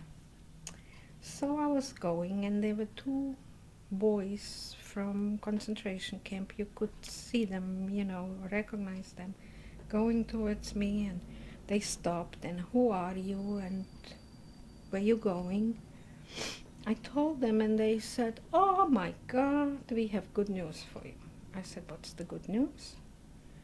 They said, your father and your brother are alive, and they're somewhere in Slovakia, but we don't know where they are. I didn't believe it. But I said, I have to chance it and go to the station. I came to the station, I asked, and they said, well, we are waiting for the train 2 days already, still didn't come, but it might come tonight. So I stayed there. The train came, I couldn't get on it. I was hanging with one hand from the train. We went few miles, the train stopped, and they said, "You are in Prešov, and we can't go any further because there are mines, and you have to get all off." So I asked somebody, they said there is a school here that the American joint is there already, and they'll give you something to eat and you can rest there. So I walked towards the school, and there's this big, tall guy running in to meet me, and he started to hug me. I looked at him, didn't know who he was. And he said, "I'm your brother, I'm your brother." Because when I last saw him, he was little and fat. Now he was skinny and tall. So he said, "Father is," first he asked about mother. I said, "Well, I think our mother is dead." And he said, "So I'm his father, but don't tell him because he's hoping that mother will come back." So there, in the school, in a classroom on the floor, was my father. And my brother said, "Wait outside, I'll tell him slowly." And then he said, "Father, Kate is here." So that's how I met, after the war, how I met my father. Then we... 1 minute, we'll continue this on the next tape. okay.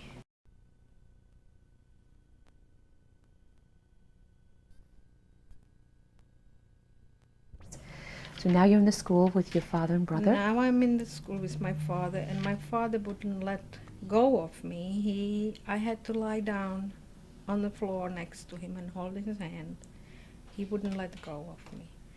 So then we decided that it's no good to stay there in that school, that we have to go on.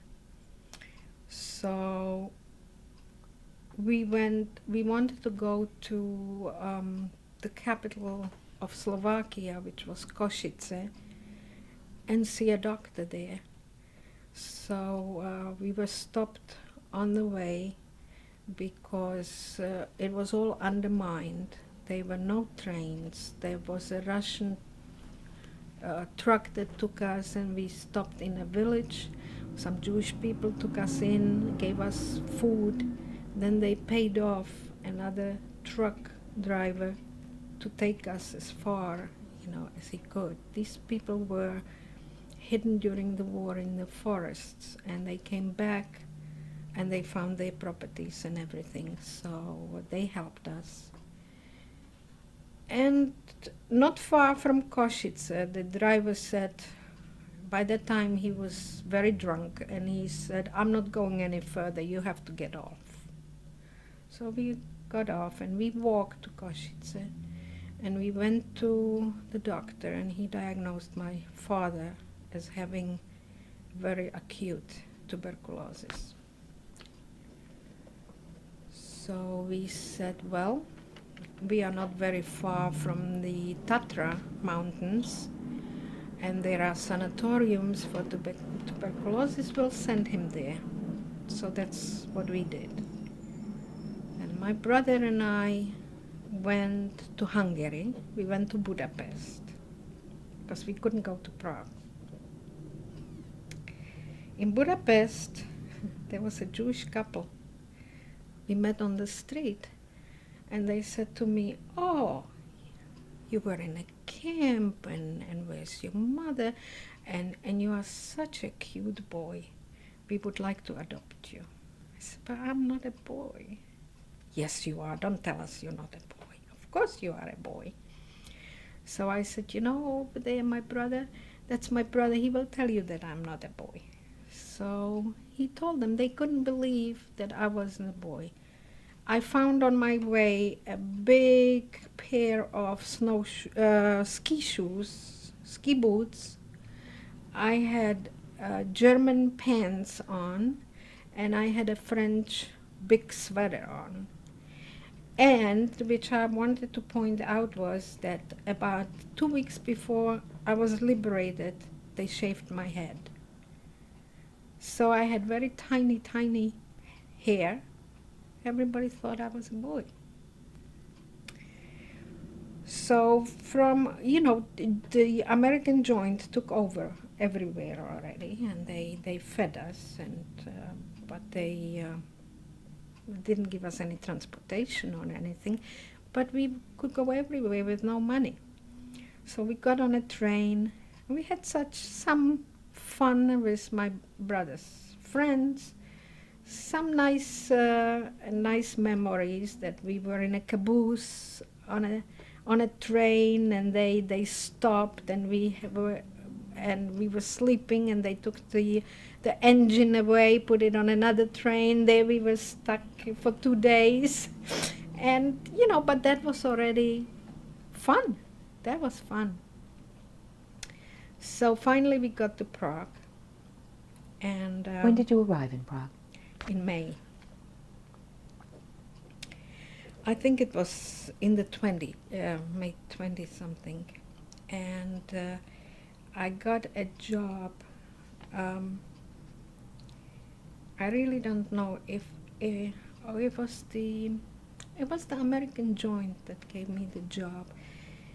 They had a kitchen where they were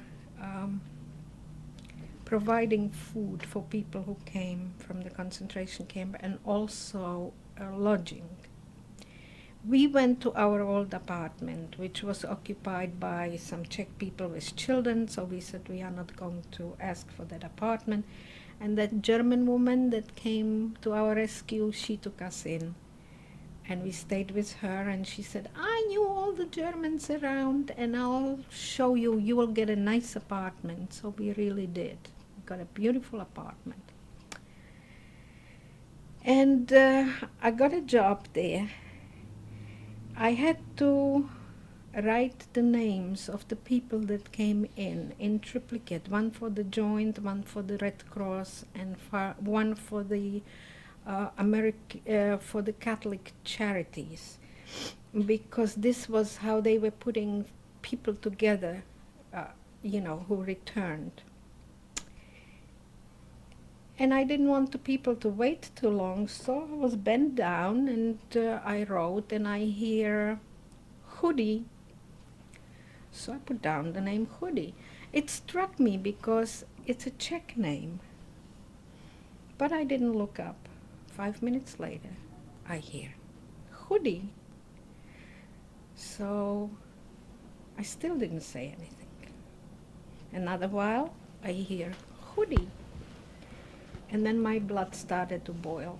And I looked up and I said, how dare you to come 3 times for a meal if not everybody was fed yet? So the guy told me, well, miss, don't you think that there could be 3 brothers that returned? Well, it took a year and a half. I married him. What is his full name? Simon.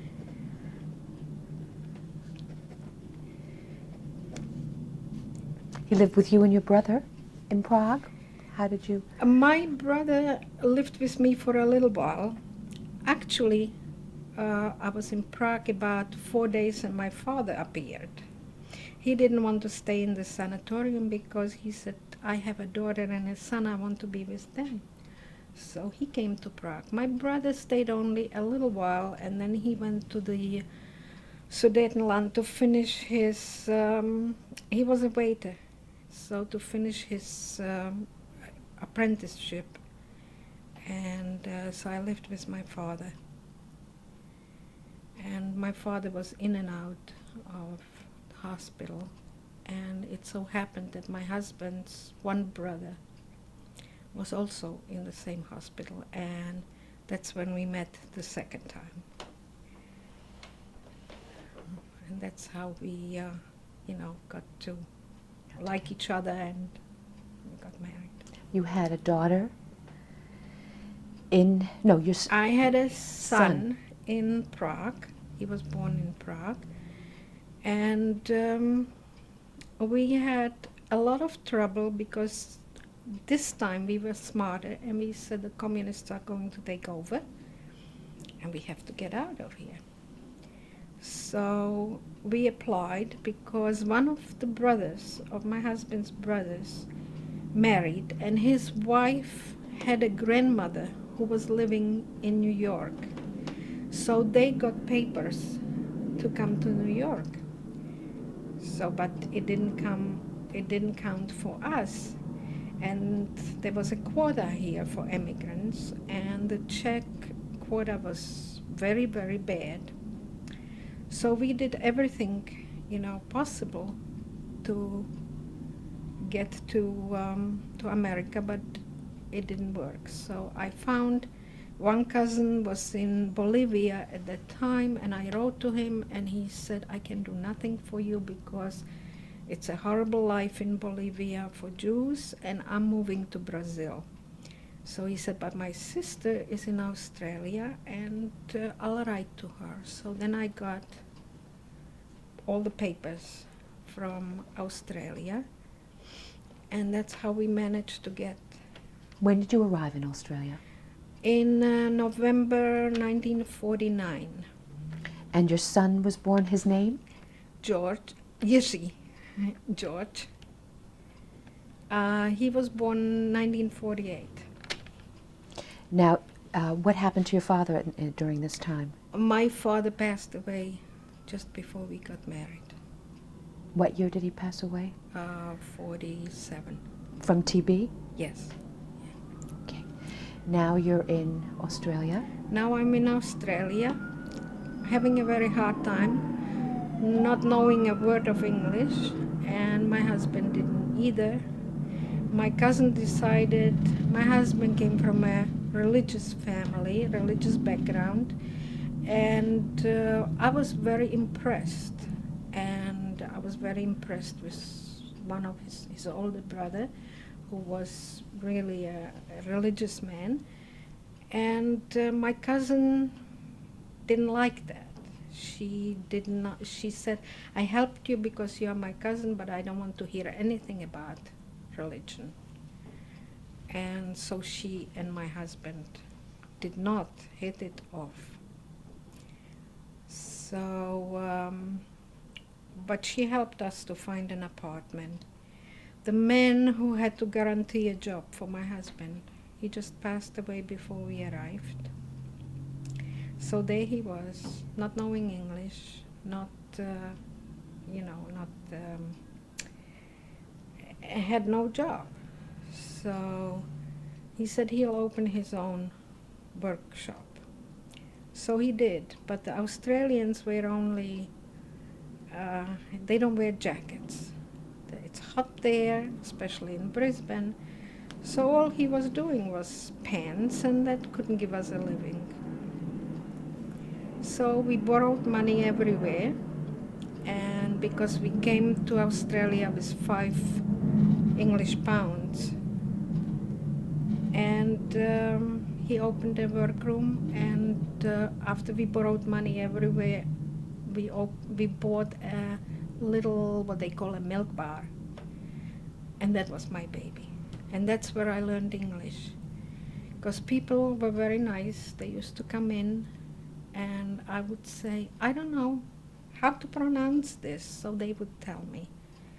And one of the salesmen that used to come to me, I said to him, I need some mustard. And he said, Mrs. Chudy, do you mind if I correct you? I said, no. So he said, it's mustard, like custard. And he said, think of all the things that you want to know how to pronounce, and I come every week, and give me a list and I'll teach you. And that's how I learned. You have a daughter that's born in Brisbane? I have a daughter that's born in Brisbane, Australia. Her name? Lydia Sonia. When was she born? She was born in April 1952. Let's move forward a little bit. When did you decide to leave Australia? From the first day we were there. We wanted to come to America, and we were in touch with the American consulate. And finally, after years, they told us, okay, what you can do now, your brother became a citizen, so what you can do, just hop on a plane, fly to America, step on American soil, go back to Australia, and you can take your family after. We didn't have the money for that.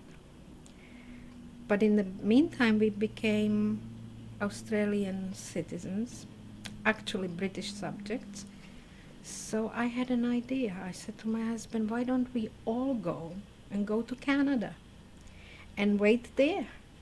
So while we were thinking about it, the consul called us and he said the quota was dropped. You can go anytime you want. So that was already 1960.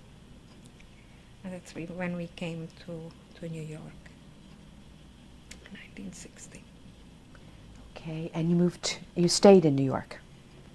Actually, no. We couldn't I got a job immediately.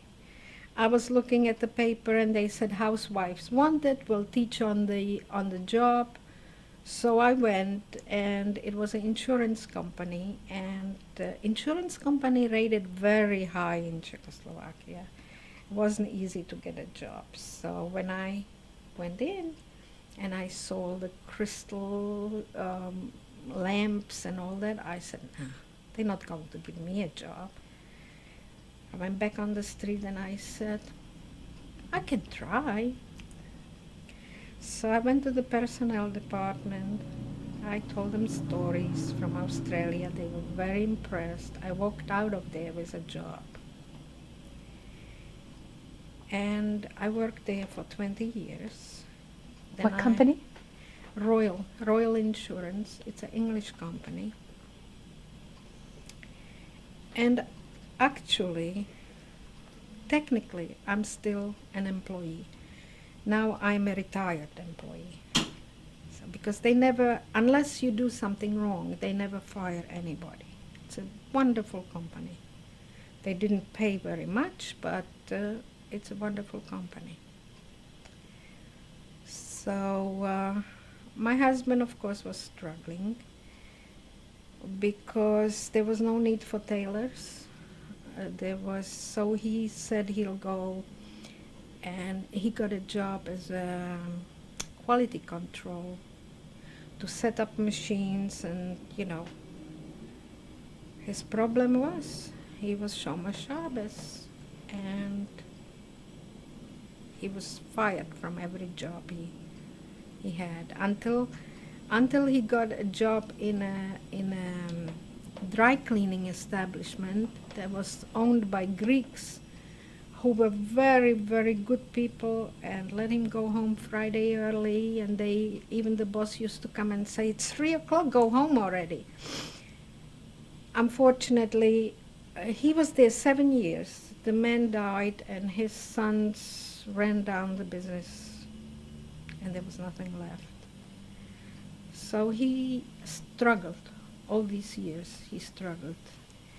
And I knew if he would go on a job and work on Saturday, because in this field you have to work Saturday, if he would do that, he would be a very unhappy man. And I would rather live as a poor man than an unhappy man. So I never let him take a job. Let's go through your list of grandchildren. Oh, my grandchildren. Well, my daughter, I have a wonderful, wonderful daughter. She's my daughter, she's my friend, she's my everything. She went to public school in Washington Heights. Then she went to high school, Washington High School, and then she went to college. And then she met her husband, who comes from a Polish, pretty religious family. What is her husband's full name? Jesse Rosenbaum. And they got married in 1973, and they traveled a lot. They went to Europe, to England, Switzerland, to Italy, they went to Israel, and they went all over. And then in 1977, 76 actually, they decided, okay, now it's time to have a baby.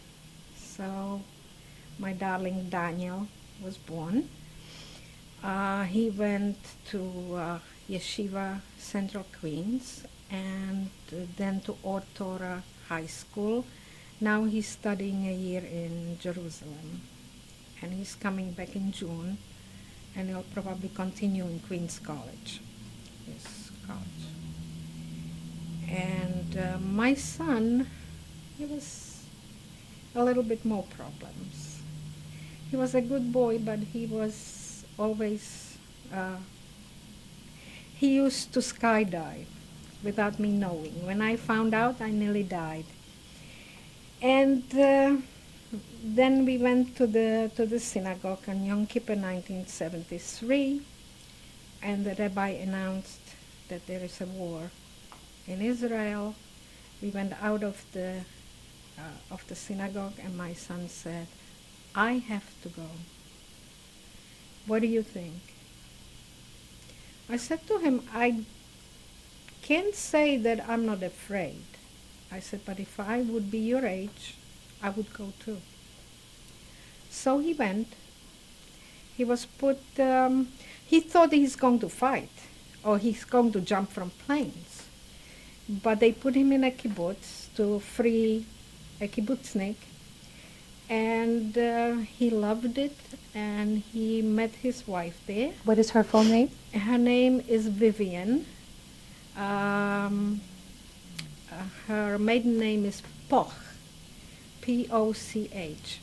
Her father is a dental surgeon, and she has been already for 2 or 3 years in Israel. And they came back here. They got married in Canada and back to Israel. And they're there since 1973. What are their children's names? The oldest boy, who is now in the army, his name is Shachar. The middle one is Idan, and the little girl nearly died when she was born. She was very sick, so they had to give her a name very quick. So they gave her Sivan. And thank God, she has bad diabetes, but otherwise she's okay. Let's come back now to your daughter, because you named just her oldest child. Right. You have to continue. Then, 14 months later, she had a little girl, Abby. And then there was a sort of Abby's a remarkable girl. She also went to Yeshiva Central Queens.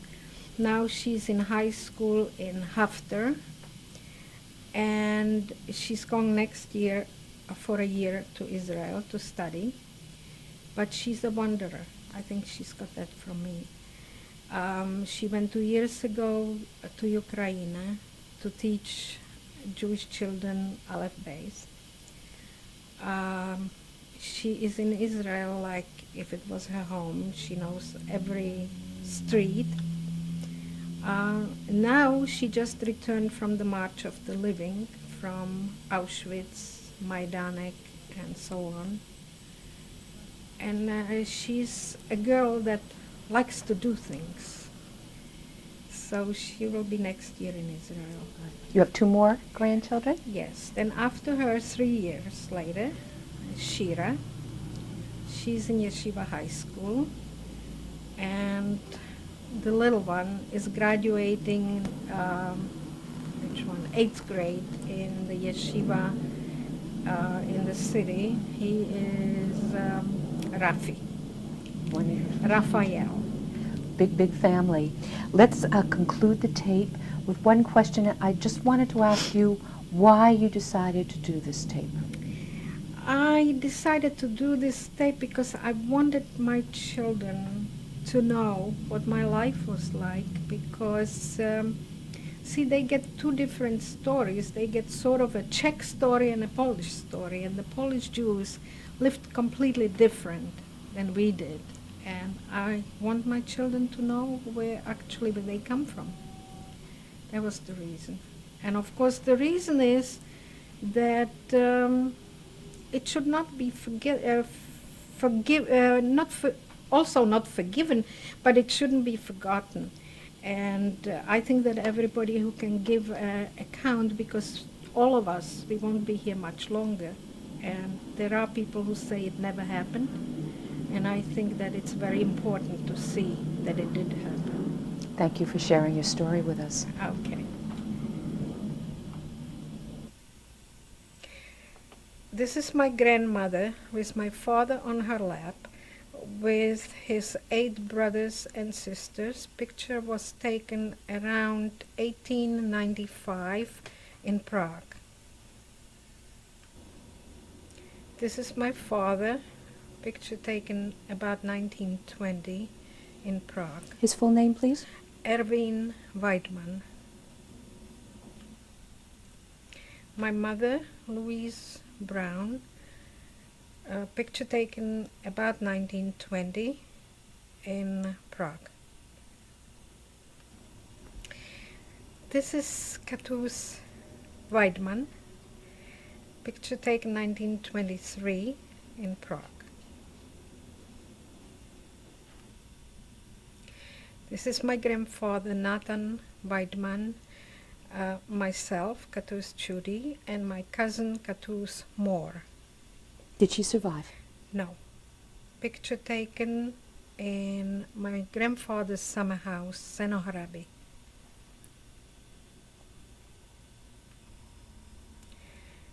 Katuse Chudy and Weidmann and Harry Weidmann, my brother, from 1928. In Prague? In Prague. This is the grave of the family Weidmann in Prague. Which cemetery? It's this Jewish cemetery in Strašnice. Who is buried there? My grandmother, my grandfather, my father, and my brother. Thank you. This is a currency that was issued in Terezin, and it had no other value anywhere else. It's 50 crowns. What could you purchase for 50 crowns?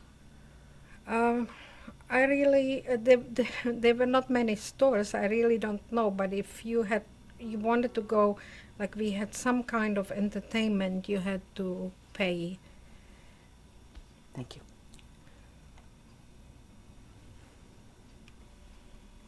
This is also currency that was issued in Terezin. I think it was, the purpose of it was to show how normal Terezin was.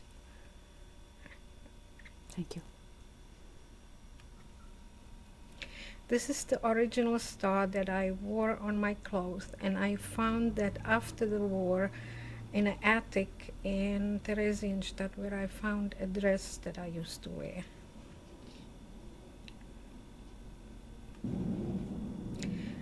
My husband Simon Chudy and myself, picture taken in Prague in 1947. And your husband today?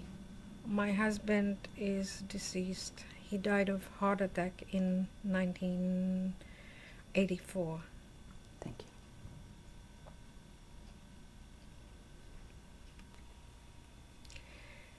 This picture was taken in October 1995 at the bar mitzvah of my grandson. From left to right is Shira, Daniel, my son-in-law Jesse, my son George, my granddaughter Abby. Front row is my daughter, the bar mitzvah boy Rafi, and myself. Your daughter's name? My daughter's name is Lydia. Thank you. From left to right, my son George, my granddaughter Sivan, my daughter-in-law Vivian, my grandson Idan, taken in Israel in 1995. My grandson Shahar, my son's oldest, in the Israeli army. This is a picture. This is taken in 1996. Thank you.